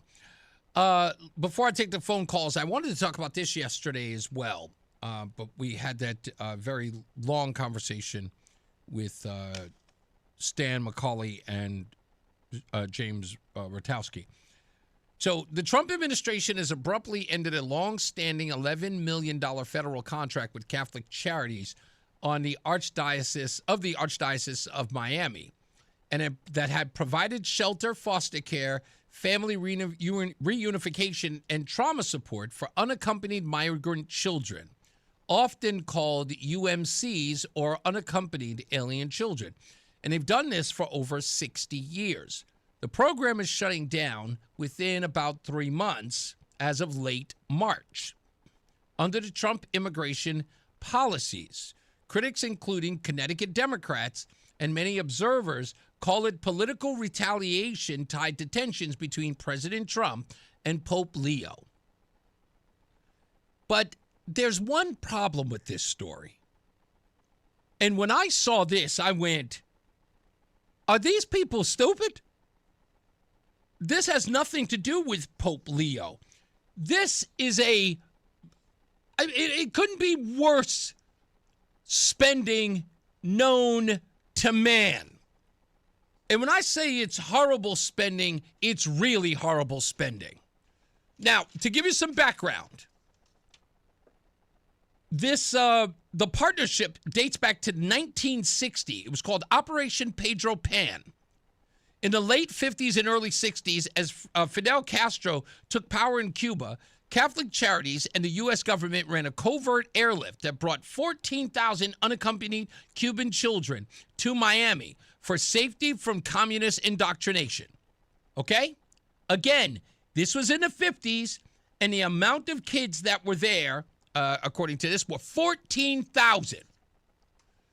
The program that is now being paid for during the Biden era, right, before this new Trump administration, at its peak, the number of children in this program was 22,000 kids. And that's just half of what it was in 1960, but yet 22,000 kids.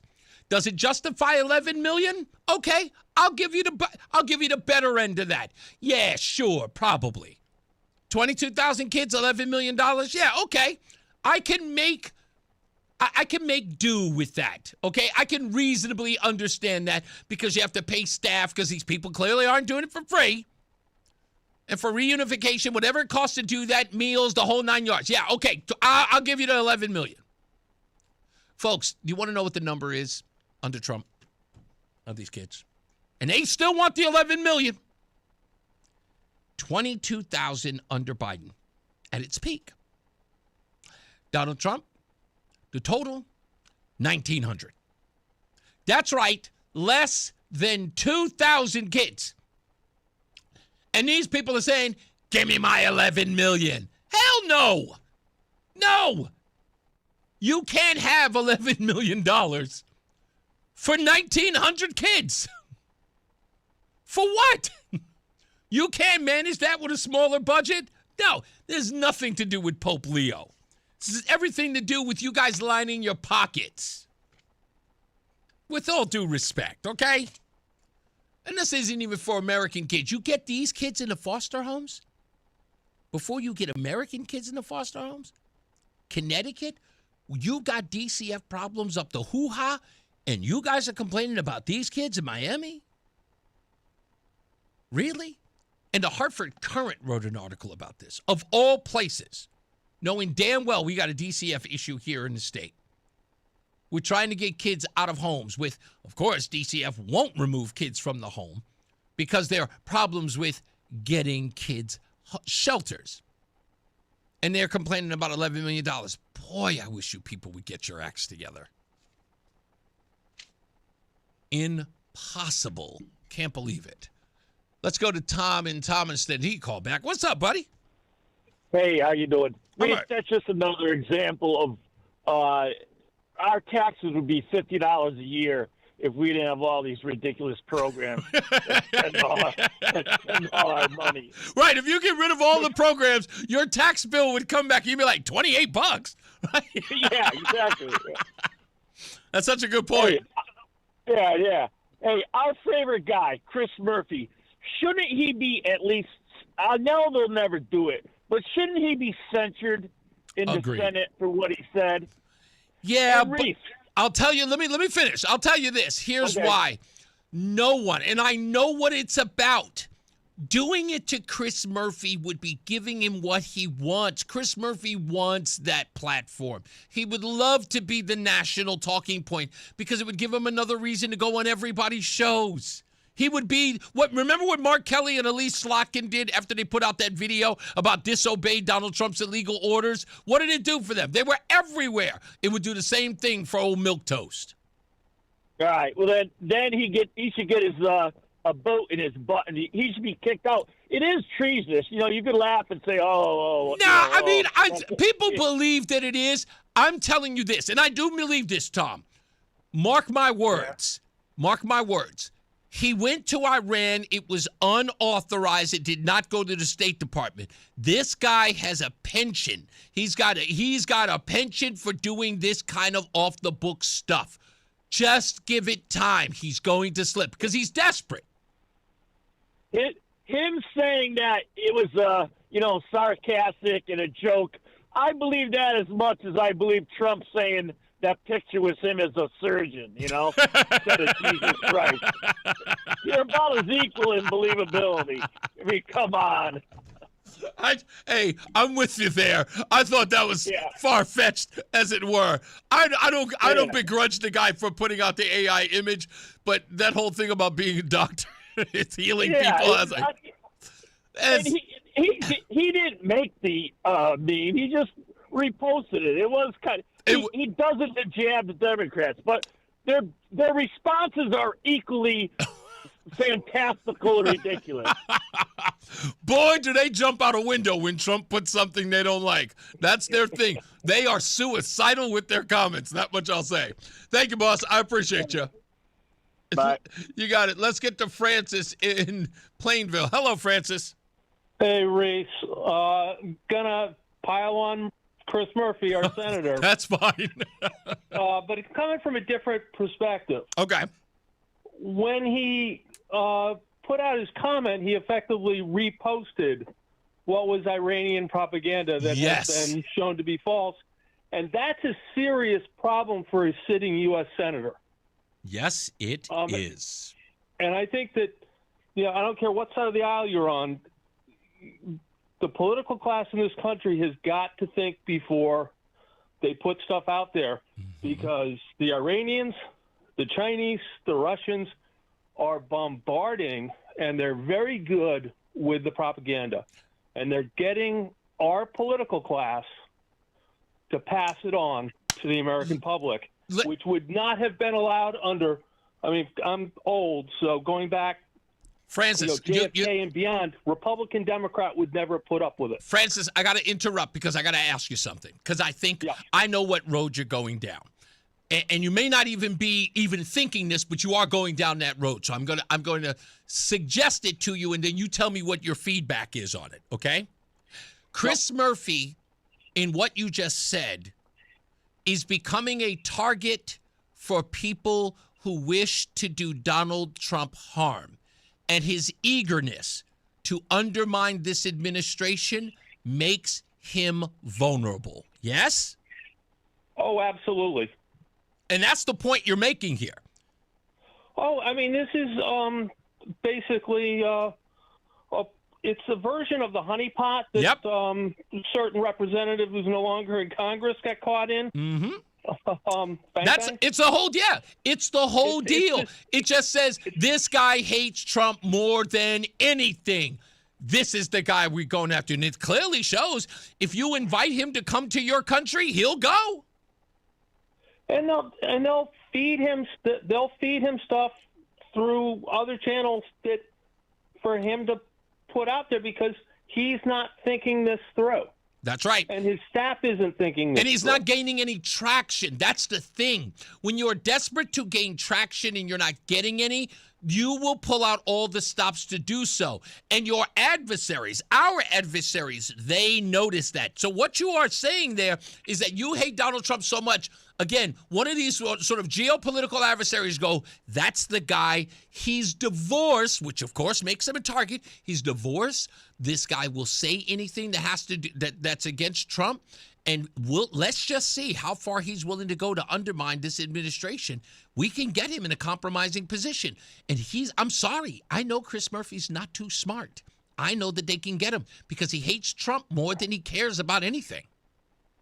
And he's also playing political checkers against people who are playing three-dimensional chess. That's indeed right. Exactly. His notoriety means everything, and he's willing to compromise it at any cost. And the right person is going to take advantage of that. Because I'll admit, when I said it earlier, old Alex Soros has got his hand in his pocket. He is pictured with him everywhere. You would almost think that was his best friend in the world. Well, it is what it is. Yep. It's unfortunate for the state of Connecticut that this is what we're getting representing us. Yep, exactly. They'll be fed up. Like I said, this is the last hurrah. I believe that. Thank you, Francis. I appreciate the call, buddy. Let me do, last but not least, John is on the line. How you doing, buddy? Reese, did you ever see the movie Lady and the Tramp? The cartoon? Sure. Envision Murphy in Barcelona with his mistress and the spaghetti in their mouths and their They're sucking it in so they can kiss one another. He's a swine. And the other thing I wanted to mention is what happened to Lamont? His hair is gray. It was never gray. What happened? Buddy got old and stressed out. And I know that that Costas trial is stressing him out. And this, he's not feeling very loved by his party. I heard he got heckled. I saw a video of him getting heckled at an event the other day. Oh. And Josh Elliott is now pulling out all the stops. He's accusing his staff of threatening town councils and the whole bit. This may be a contentious convention coming up. Well, against the almost a billionaire, I have a feeling he'll probably get what he wants. He probably will, but I think He'll grease the wheels. I think it'll be at a money. cost. I think it's going to be at a cost this time around, without a doubt. Hey, it will. The night The night is still young, as they say. Well, I hope Chris Murphy had a romantic Italian escapade. God bless him, and I hope it wasn't on our dime either. Oh, I bet you it was. There's Reese, always you're the hope. best. Thank you, buddy. You're the best, Reese. I love listening to you every day. Thank you, sir. Bye-bye. Much appreciated. Bye. Oh, that's our program for today. Let me see. Is there a trailer? It sounds like there's a trailer. Sorry. Oh, no. No, stop. I played the silly thing. I thought I saw a trailer. I'm all in on the Marvel Doomsday movie. I'm all in on this thing. Roland, I did something that I know people are going to be ticked off about. So I got an advance look at the Spider-Man. No, I just got an advance look at the script. I read the whole thing. I love spoilers. I will read this. No, I don't care. I'm still going to see the movie. I don't like being surprised. I hate surprises. Nobody cares about that. Anyway. All right, it's time for me to get up out of here. As I always say, radio is free, so we thank you for paying attention. Remember to keep JC in your hearts and in your mind. Sean Patrick, we love you and we miss you. Remember that panic is not planning, so plan your work and work your plan. Me, I'm Reese on radio. You can go out and find the Spider-Man script, too. We'll see you back here at 2 p.m. Mark Christopher's getting you home. He's in the BPS Lawyers Traffic Center. Mark will read it. He doesn't even like movies. No. I'll read it and I'll give you my honest opinion. Yeah, there you go. Exactly. All right? Have a good night, man. You too, brother. Thank you. If you're heading into Hartford right now, 91 southbound, delays 33 down to 32 A and B. Another bump down by exit 28. If you're westbound 84, you're slowing, approaching the Bulkley Bridge out to 45 Flatbush Avenue. 84 eastbound, a little slow, 48 Capitol Avenue down into the tunnel. 2 westbound, tapping the brakes as you merge with 84 west. If you're heading into the